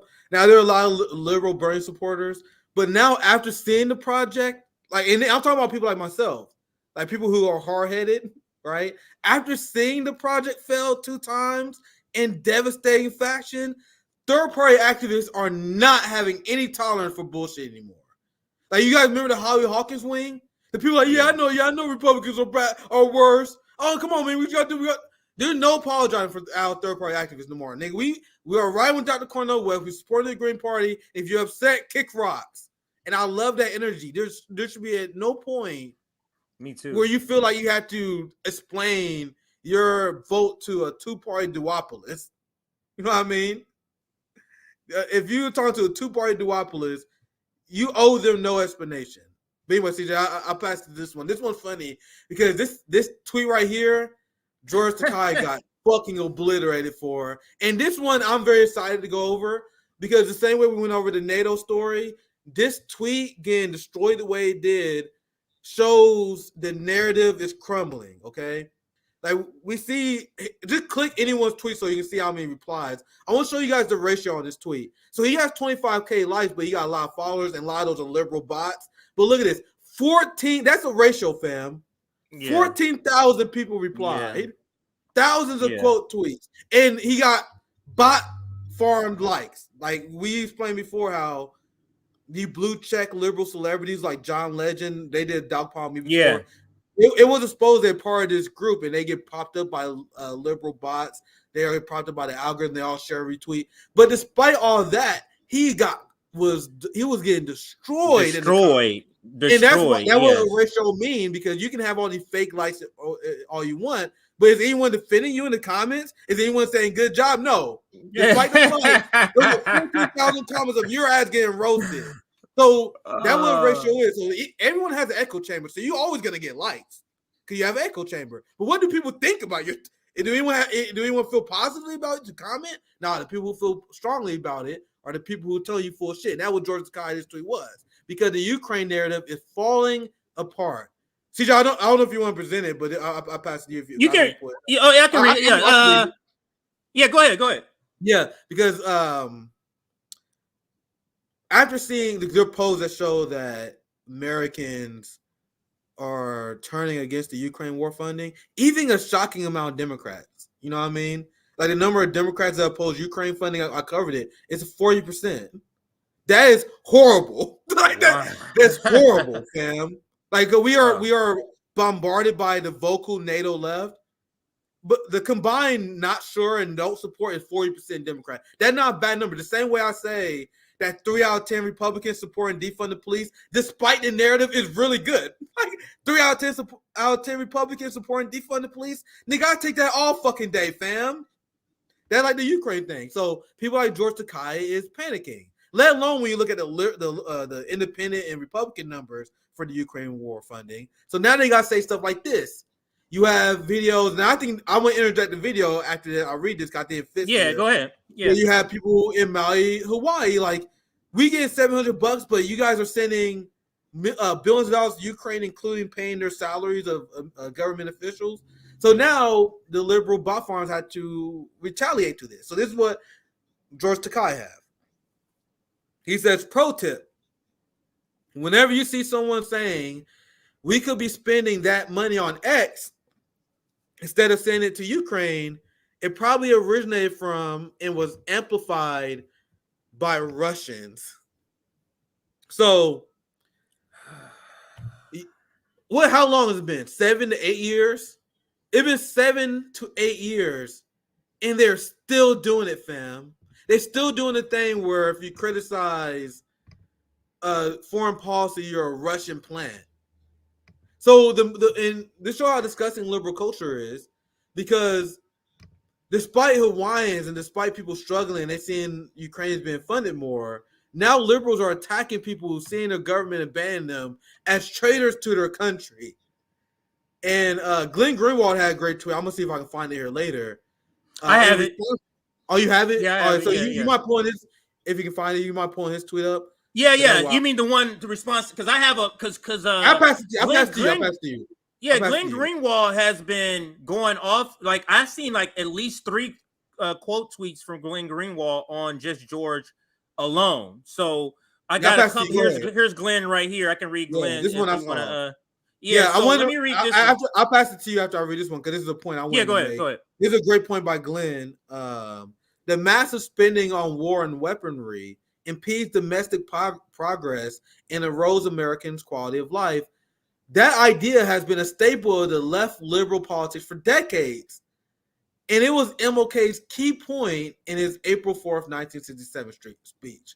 So yeah, MLK and the left, they used to speak about military spending and how it siphons support from social spending at home. And another point I made in response to this tweet, and I'll pass to you, CJ, is this is why we do propaganda report, fam. Like, yeah, George Takei may be a propagandist, but there are a lot of these liberals out here that have been radicalized by CNN and MSNBC. What do you guys think happens to a populace that has to sit through these Ukraine segments that we show you on our show, and they watch this shit every day? Mm-hmm. That shit has an effect. It fries the brain of the liberal mind to the point where they completely abandon the simple values that MLK used to preach about regarding militarism. That people on the left believe on militarism. But anyway, so I know you have a few more things you want to ask, so I'll pass to you. And let me just I guess I can finish the tweet. It says, now liberals scorn this view as Kremlin propaganda. Yeah. And I love, it's so important for somebody like a Glenn Greenwald, I think he has like 1 million subscribers at least, to do this type of stuff. Because imagine if George was able to say this, Nick, without anybody retorting it at the level that Glenn Greenwald is. So important. That's why they hate him. Because look how many views just Glenn. So we had at least almost 500,000 eyes have seen this already. So that is what is so important. But I'll go to a couple of other responses. I think you had a response too. I'm not sure if I saved it, but here's Danny Haifong, another. He was just appeared at UN, and we haven't even had a chance to cover the story of him in his speech when he went to the UN, and he's about talking about Ukraine. But he also says this. Danny Haifong says, pro tip. Scott Ritter also, and I have his tweet. He chimes in on this too. Pro tip: whenever someone says, "quote, you're a Russian for wanting to use billions of your dollars on X instead of sending it to Ukraine," end quote, it's probably originated from and amplified by neocons. Be smarter right there. I know for some of you it's hard. Look at George. God, that's pretty funny. That's pretty funny. Everyone's mocking him for that line, because that line exemplifies liberal smugness and classism. Like, George Takei really believes he's smarter than us, CJ. Like, George Takei really believes he's smarter. Like, you see how Scott Ritter mocks that into. You can read this one if you want. Because it's absurd that he thinks he's smarter than people. And that's what that line suggests. But Scott Ritter says, pro tip: whenever George Takei opines on matters of geopolitical consequence, especially Ukraine, remind yourself he is just an actor who played Lieutenant Sulu on Star Trek and is not an expert on national security. Be smarter out there. I know some of you, it's hard. Yeah, these people really believe, like, he's just an actor, but George Takei really believes that he's some sort of enlightened political thinker that knows something that we do not. But where is he getting his information in his head? Like, where do you think he's getting some sort of like knowledge? He reads the New York Times and CNN. He reads the New York Times and CNN. He thinks that's fact, fam. That's why we're the most propagandized country. Because I talked to my friends at BetBeat Media, Kareem Batesh, and they live in China, fam. And they explain, like, bro, everyone in China know if you watch Chinese media, you're getting the message of the state. So they watch it knowing that it's coming from the state. People like George Takei watches Rachel Maddow thinking that shit is real news, even though courts have literally filed against Rachel Maddow and said that she's not real news. She does entertainment. That's the difference. That's the misleading. People who live in state media countries know where the message is coming from. People think that Rachel Maddow is a legitimate journalist, and that's people like John Cusack and George Takei. But I got different before my laptop about to die again. But CJ, I got 4 minutes. But okay, yeah. Let me just get your comments on, because I want to get your comments on what he said about us. So let's just skip to that part, or John Cusack. I mean, so John Cusack has been going off, and you know what we're saying. I actually think I'm good. I think I got a few more minutes. But go ahead. Yeah, it's not gonna be more than 10 minutes. It'll probably be less than that. So with John Cusack, now you tell me what your opinion is, because I'm seeing shit libs kind of go off the yard, like they're kind of going off the range. They're kind of like getting more mad? Is it that they're seeing that nobody's falling for their shit liberty? Nobody's falling for their vote shaming? Like, what do you think it is? To your point, I'm glad people like John Cusack and George Takei exist because we use the word unhinged a lot, right? We explained to you guys how the Democratic Party is unhinged.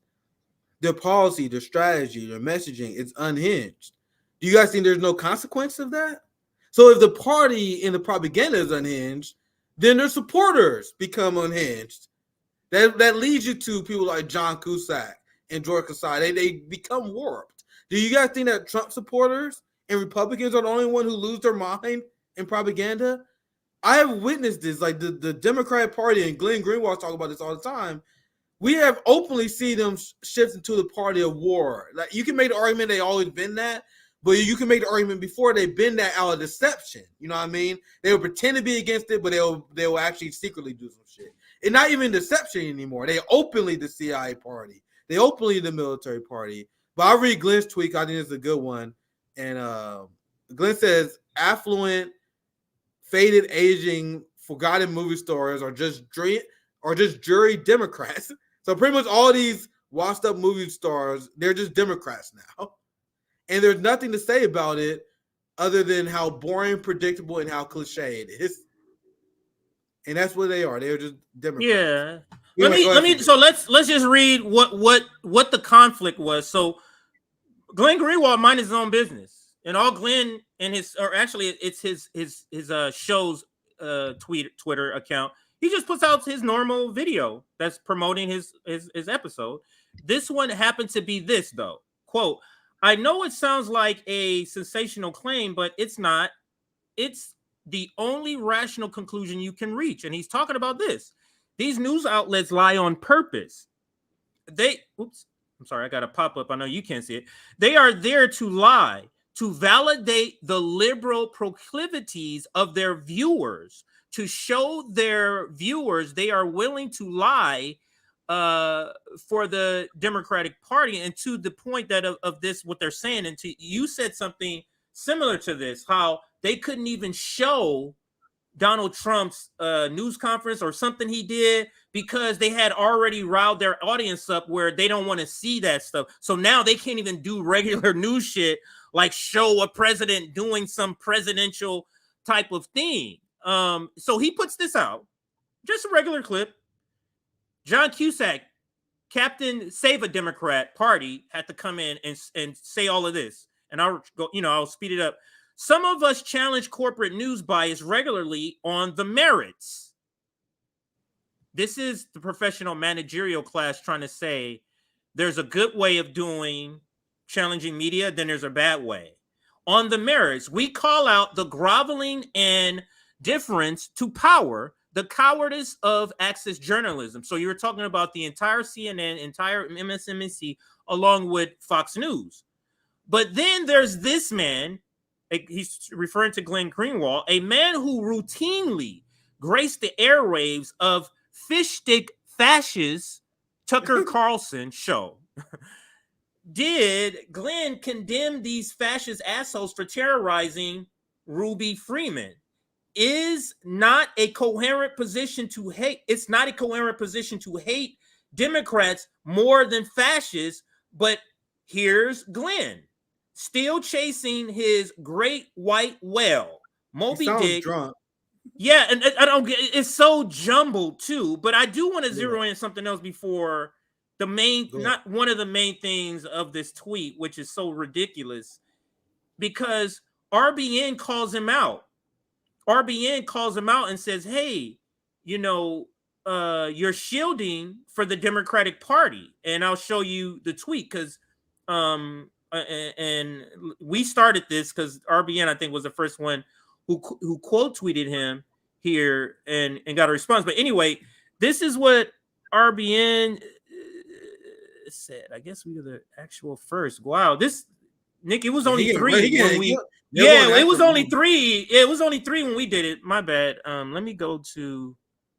Anyway, RBN calls him out. I don't see it, but RBN calls him out for his tweet, and then he says, Nick, he's not a Democratic shield. He's been a a Bernie progressive since I'm gonna I was alive.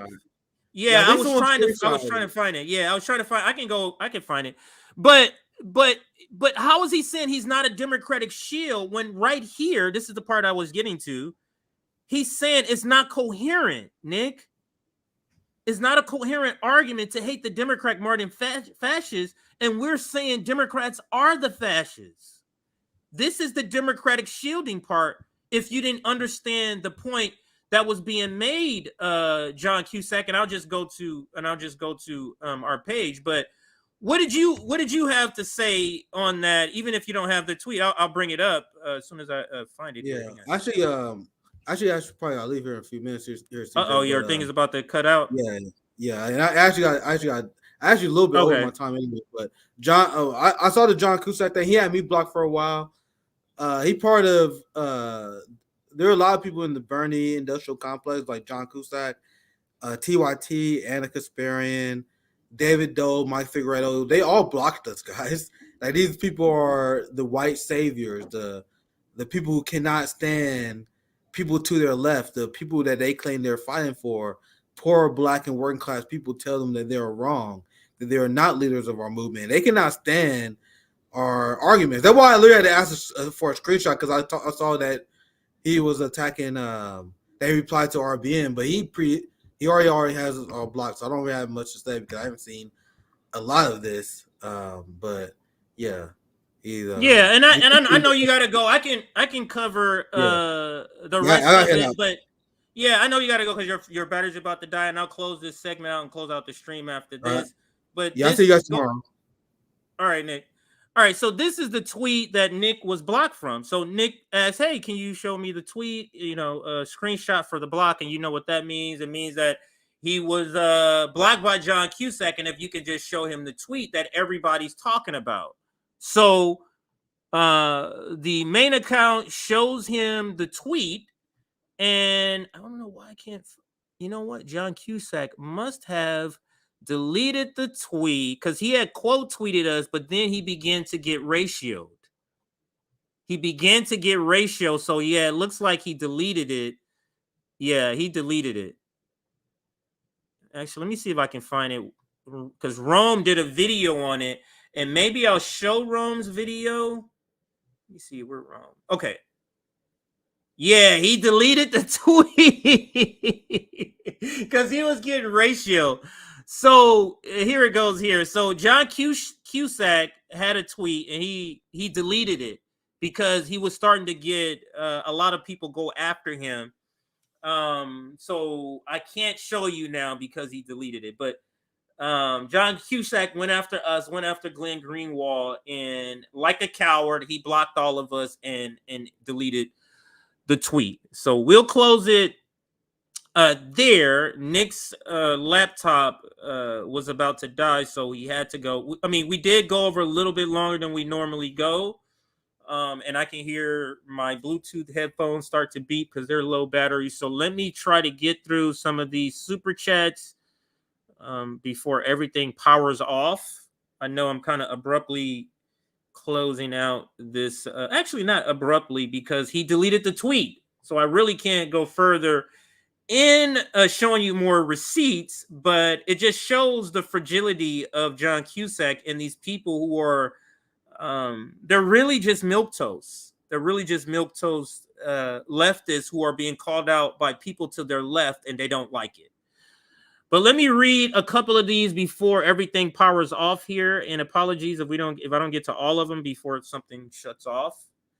But here's Freddie the Fish. Thank you for your super chat. Great job, RBN. FYI, if there is one thing you could be sure of, it is that power always corrupts. P.S. Everyone in Hollywood is controlled by the CIA, and that's to the point that we're making, that there's a lot of Hollywood people that's out here, actors that are shielding for the Democratic Party, which is is weird that it's not. It doesn't seem like a coincidence because it seems so coordinated.